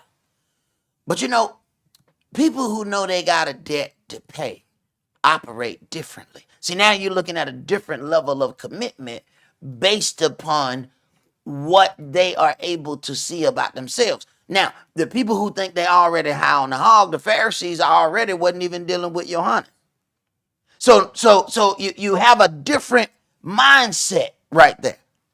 Go ahead. Now when the Pharisee which had bidden him saw it, he spake within himself, saying, This man, if he were a prophet, would have known who and what manner of woman this is that touches him, for she's a sinner. So now, because of something that he had seen, now he's offended. Because this is something that he's saying in himself. Do you know what kind of woman this is? There's a woman about town. Oh, okay. She has indiscretions. Oh, okay. Keep reading. And Yahshua answering said unto him, Now, Yahshua is answering his thoughts. Okay. Go ahead. Simeon, I have somewhat to say unto you. And he says, Master, say on. There was a certain creditor which had two debtors. The one owed 500 pence and the other 50. Big difference. 550. Big difference. Go ahead. And when they had nothing to pay, he frankly forgave them both. Tell me, therefore, which of them will love him most? Which will love him the most? Okay. Now, this is an insight on who he gonna look for. Keep reading. Simeon answered and said, I suppose that he to whom he forgave most. And he said unto him, You have rightly judged. You have rightly judged. See, the person who he has forgiven most is the person who has done more wrong. But what'll happen is we'll walk up with our head high saying, I ain't did but a few wrongs, so I'm good. But the other individual walks in and operates on a totally different level. Go ahead. And he turned to the woman and said unto Simeon, See you this, woman? I entered into your house. You gave me no water for my feet. Right, because you thought for him just being in your house, you were doing him a favor. So you got to understand that some people think they're doing us a favor when they show up. They have blessed us with their presence. They don't think that they blessed to be here. We blessed to open the door and let them in. Go ahead. But she has washed my feet with tears and wiped them with the hairs of her head. You gave me no kiss, but this woman since the time I came in has not ceased to kiss my feet. Now, wait a minute. Now, he thought he was better than the woman. Because I mean, Yahshua is after all coming to his house. Obviously, he has done good in life. You know what I'm saying? He's got a nice house. You know, okay, come on, he's got a house to be able to entertain people. Surely. He the man. So he thought he has clearly done enough. So Yahshua comes to his house and chastising him at his own house. Go ahead. My head with oil you did not anoint, but this woman has anointed my feet with ointment. Wherefore I say unto you, her sins, which are many, are forgiven. Her sins, which are many, are forgiven. Go ahead. For she loved much, but to whom little is forgiven, the same loves little. Oh, wait a minute. The same whom little is forgiven, they love little. So wait a minute. Who Yahshua looking for then? Wait a minute. All them that think that they were walking pretty good already, all I needed to know was some things about Yahshua and Yahweh. Other than that, I had it together. Next, he on them. Because they going to love little. And when it's time to work, they ain't going to do nothing because they already think that they did us a favor by coming. You don't want that? Say, no. Give me the one that don't nobody believe going to be nothing. Give me that. Why? Because all the glory going to be mine when I do something great with them. If you do something great with somebody who already great, who gets the glory? Okay. Now, if he do something great with some people who Yahweh said, these people say all kind of things about you. But then he's able to make and produce something wonderfully. People going to say, oh no, his God had to have a hand in that because I know him. Normally by now he would have shot you. You know what I'm saying? It's just amazing you ain't dead if you've been there. Oh no. Yahweh gonna get that glory. That's the thing we have to think about. Go ahead, brother. Did you finish that? Yes, sir. All right. Let's go to Luke chapter 15. You know, sometimes when we're doing our accounting of what we would consider our life and our sins, I think sometimes we might put some things over the other. Like a man might be a liar and say, well, I just been a liar in my life, so I'm better than this whoremonger. Or the whoremonger might say, I'm better than this man. I ain't killed nobody. But you're still not looking at that. The wages of sin, singular, is death. You're right. Right. What they say in the prison when we was there, what did the lady say? You don't mean little white lies, do you? That's exactly what. You mean the Catholic teaching person that was in the prison. Right. She's teaching people biblically. And she says, to Kish, not little white lies. Well, I guess all the ones we tell is big black lies. I guess those are the ones that get you thrown in the lake of fire. So we supposed to be going to the jail to teach inmates, yet we teaching the people who supposed to be teaching the people. Right. That's how Yahweh do you. You think you going for one reason. He got something else going on that he ain't told you about. All you got to do is just go. Don't worry about all the rest of it. You'll figure that out when you get there. Go ahead. Luke chapter 15 and verse 1. Then drew near unto him all the publicans and sinners for to hear him.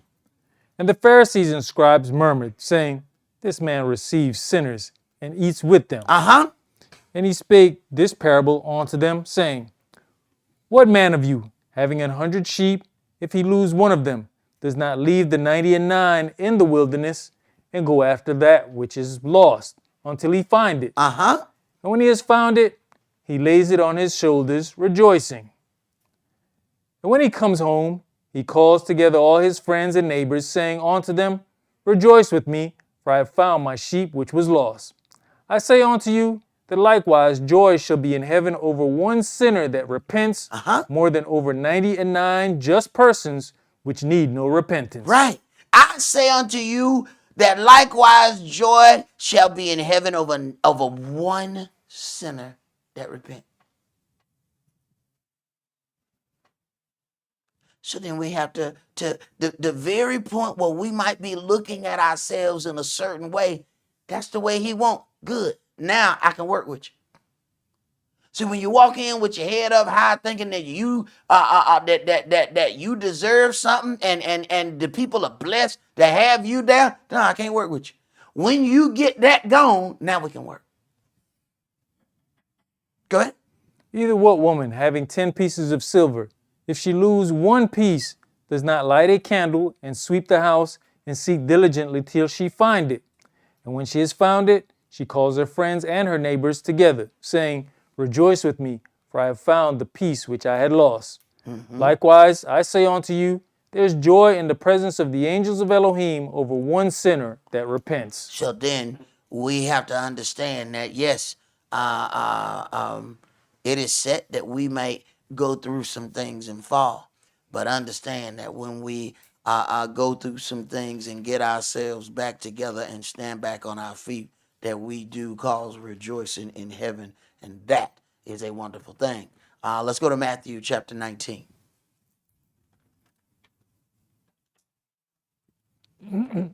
Matthew chapter 19, and we're going to start at verse 16. And behold, one came and said unto him, Good master, what good thing shall I do that I may have eternal life? And he said unto him, Why call you me good? There's none good but one, that is Elohim. But if you will enter into life, keep the commandments. He says unto him, Which? Yahshua said, You shall do no murder. You shall not commit adultery. You shall not steal. You shall not bear false witness. Honor your father and your mother. And you shall love your neighbor as yourself. Loving your neighbor as yourself. He just put the whole rest of the law. Go ahead. The young man says unto him, All these things have I kept from my youth up. What lack I yet? See, this is when we get ourselves in trouble right here. Because we believe we got it together. Go ahead. Yahshua said unto him, If you will be perfect, go and sell that you have, and give to the poor, and you shall have treasure in heaven, and come and follow me. But when the young man heard that saying, he went away sorrowful, for he had great possessions.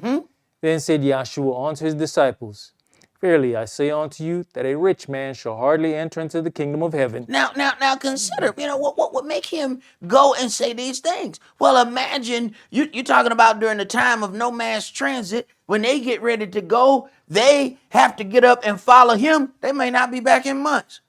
What man that owns a business can go away for months? What man that has all of these financial things going on is going to walk away from those things to go and follow Yahshua? So he says, they got to be in a certain place to even be able for me to use them. Sometimes you may look at somebody and they got a castle and you say, man, they got plenty of money. Then you look at somebody got a house this big. And they not only donating more, but doing more works. What happened? They got more available funds in that little house. That big house take up all their money. They are of no use to Elohim at all. We don't even think like that. Y'all said, you got too much for me to use you. Now give me her and give me him. Go ahead. And again, I say unto you, it is easier for a camel to go through the eye of a needle than for a rich man to enter into the kingdom of Elohim. When his disciples heard it, they were exceedingly amazed, saying, Who can then be saved? But Yahshua beheld them and said unto them, With men this is impossible, but with Elohim all things are possible. Then answered Cephas and said unto him, Behold, we've forsaken all, and followed you. What shall we have therefore? There are levels of faith. There are levels of commitment. Go ahead. And Yahshua said unto them, Verily I say unto you, that you which have followed me, in the regeneration when the Son of Man shall sit in the throne of his glory, you also shall sit upon 12 thrones, judging the 12 tribes of Israel. Right. Everybody not going to be able to have this part because everybody didn't make those kind of sacrifices. Go ahead. And every one that has forsaken houses, or brethren, or sisters, or father, or mother, or wife, or children, or lands, for my name's sake, shall receive 100-fold, and shall inherit everlasting life. But many that are first shall be last, and the last shall be first. All right. Now let us hear the conclusion of this matter. Let's go to Matthew chapter 10. Matthew chapter 10, and we're going to start that at verse 5.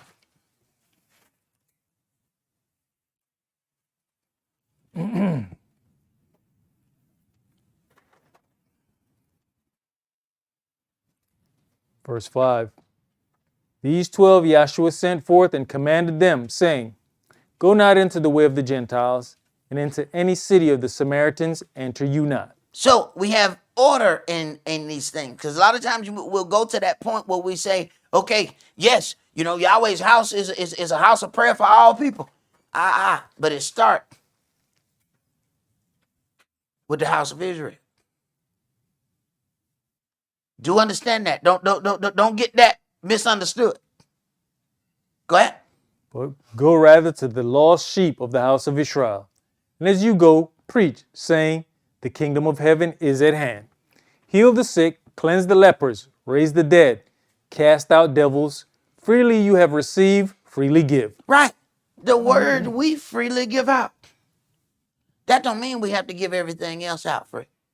We provide the word. That don't mean that everything else we have to give, and that really is unfair to all the individuals who are far away and are exceptionally faithful to this ministry. Some of y'all don't understand how. Imagine that somebody.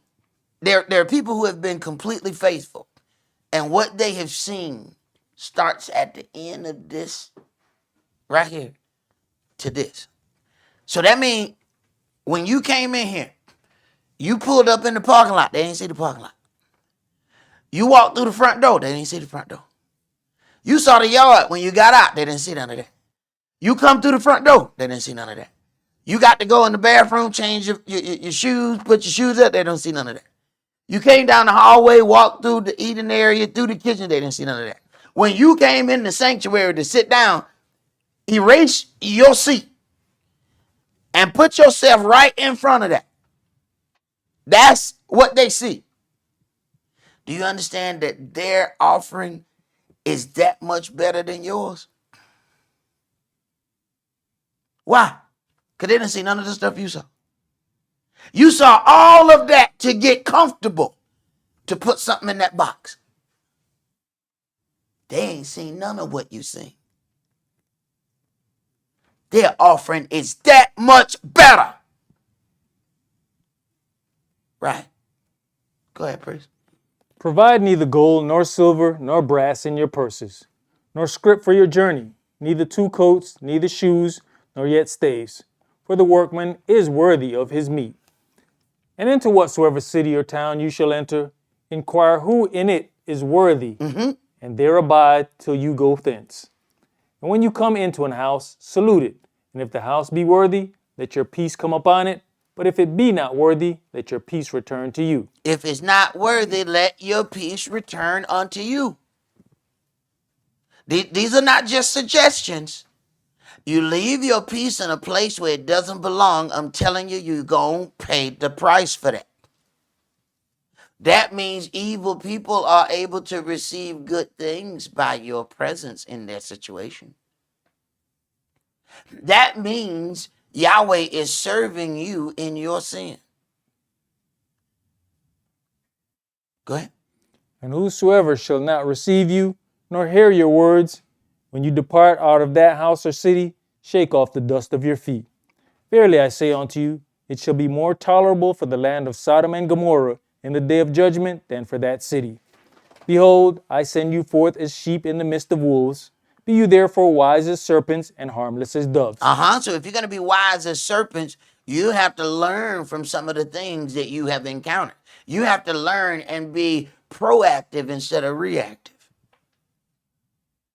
Go ahead. But beware of men, for they will deliver you up to the councils, and they will scourge you in their synagogues. Right, they scourge you with their mouth. The very ones that you've been taken up for, you pray for, they scourging you.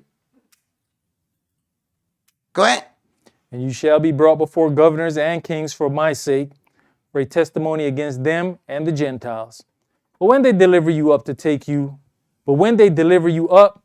you no thought how or what you shall speak, for it shall be given you in that same hour what you shall speak.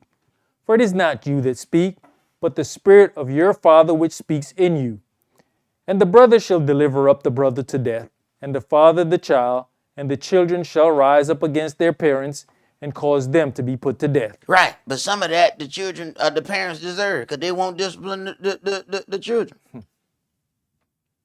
You mess around and you wait too long to discipline your kid, it's too late. You can't discipline them once they get to a certain age. You didn't set that groundwork. All right, it's too late after that. Now you got some Menendez brothers in your house killing you, talking about, you know what I'm saying, where the will at? Not too late to try to talk to them now. You supposed to put that in there before they start walking. Go ahead. But brother, what saint or what servant can say to themselves, I don't believe in the rod, then you're not a servant of Yahweh. You have picked up the doctrine of the devil, because Yahweh said, spirit of rod, you spoil a child. You believe that your way is better than Yahweh. You believe that you are smarter than him. You believe that he's a confused God that lives off in the Milky Way somewhere, so he don't really understand what happens here on the earth that he created. Or the creature that he created. Right. He don't know no better. He's just old, dumb old God. And you know better because, hey, this your child. Right. And you know what happened when it goes haywire? Oh, God, Yahweh, please. Don't call me now. Don't call me now. Don't call me now. The very one whom we have disrespected is the very one who we're going to call upon when it goes haywire. Not if. When. Good. It says if you have a disobedient and unruly child, you take him out to the gates of the elders, right? Uh-huh. You're supposed to stone them, right? Uh-huh. So with you lacking discipline, at some point they still end up getting stoned at the gates.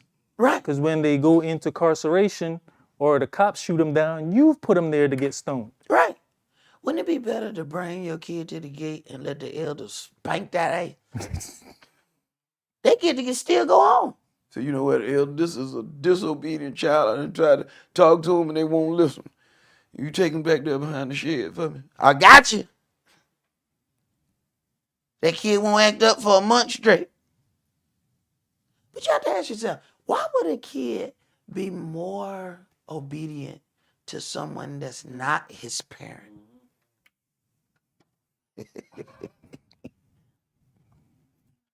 That means the kid don't respect you. And if the kid don't respect you, you have some serious problems. You can hug and kiss that kid. You can give that kid everything you want. If that kid does not respect you, your problems are going to grow with the kid. The bigger the kid gets, the bigger the disrespect is going to get. Because it does not respect you. And it's your fault if your kid don't respect you. The kid ain't got no money. The kid ain't got no place. Kid ain't got nothing. Everything that kid got from you. So if that kid got all those things from you and still don't respect you, that is your fault. Go ahead. Verse 22. And you shall be hated of all men for my name's sake, but he that endures to the end shall be saved. But when they persecute you in this city, flee you into another. For verily I say unto you, you shall not have gone over the cities of Israel till the Son of Man be come. The disciple is not above his master, nor the servant above his Adonai. It is enough for the disciple that he be as his master, and the servant as his Adonai. If they have called the master of the house Beelzebub, how much more shall they call them of his household? Right. A lot of things that, y'all may see, that I have to endure dealing with people, and y'all say, man, that's bad, man. So I go through such and such. I guess you don't understand that you're next. I remember saying them things to my elder, and I was like, how do you deal with all this betrayal It's all these people that you taught and they just betray you. I don't know how you deal with it. You know, at that point, you know, I'm the high and mighty one in the room, right? Asking him how he deal with betrayal. And he looking at me and he gives me the sorry look. And I'm like, how you feeling sorry for me? I'm feeling sorry for you. I didn't know I was next. So the sorry look he was giving me was like, poor stupid guy. He's so dumb. He don't know he next. He has no idea. You know, sometimes strange things happen, right? There was it was a drunk woman that used to hang out there. They would call her the Queen of Covenant Highway. Mm-hmm. Queen, you give her one. It's a funny thing about alcohol.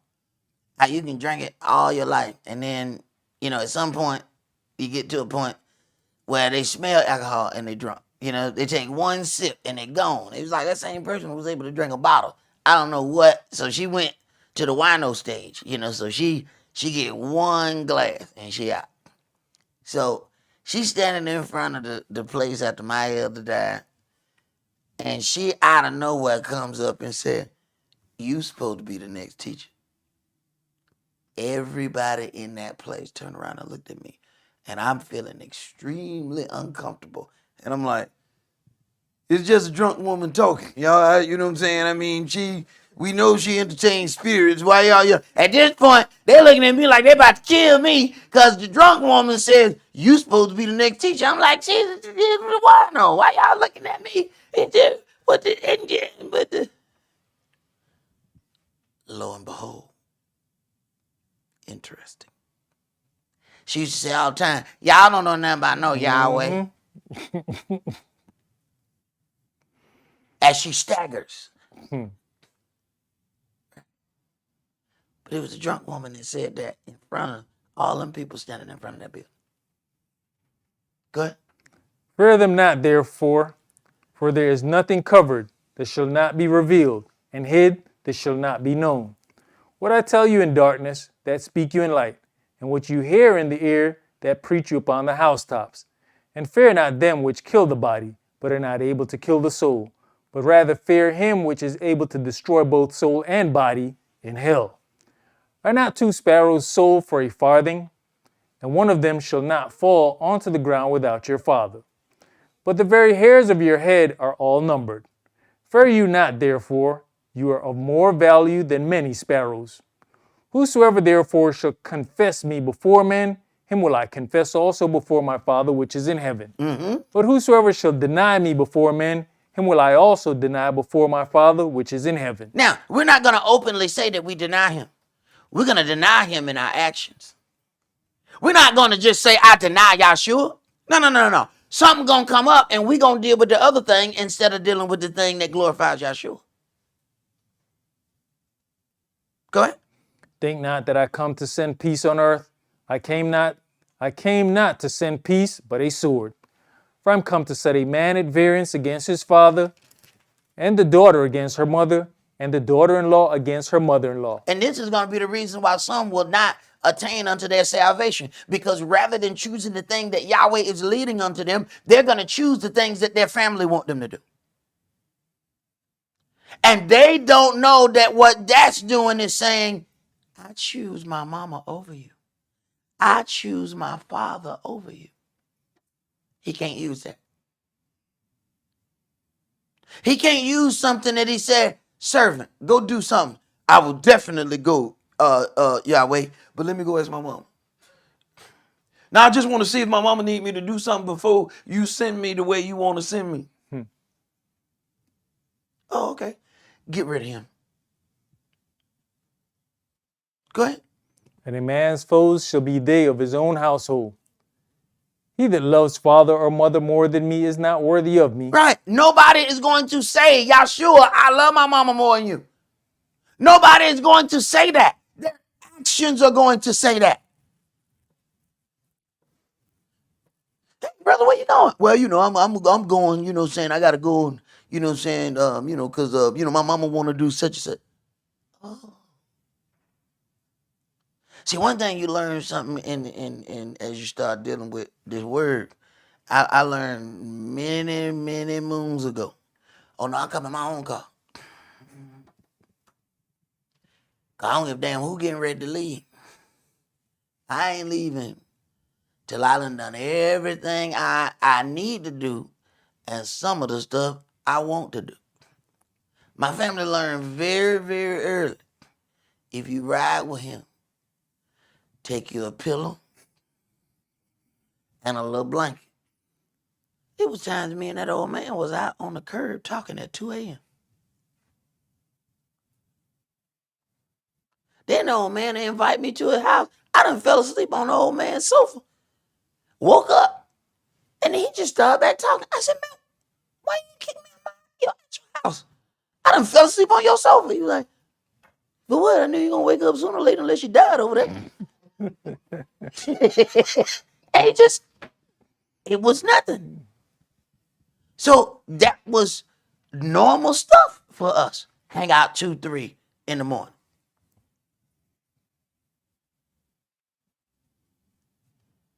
When it's all said and done, and then that old man passed, everybody who didn't do that regretted it. There was questions you're going to be able to ask that ain't going to be answered behind no altar. Them answers I got because we was sitting out on the curb, 2 a.m. Go ahead, bro. And he that loves son or daughter more than me is not worthy of me. And he that takes not his burdens and follows after me is not worthy of me. He that finds his life shall lose it, and he that loses his life for my sake shall find it. He that receives you receives me, and he that receives me receives him that sent me. He that receives you receives me. You need to think about that. Sometimes we think that it's an individual that we're rejecting, but if that individual was sent by Yahweh to do that specific thing, you have rejected your Elohim.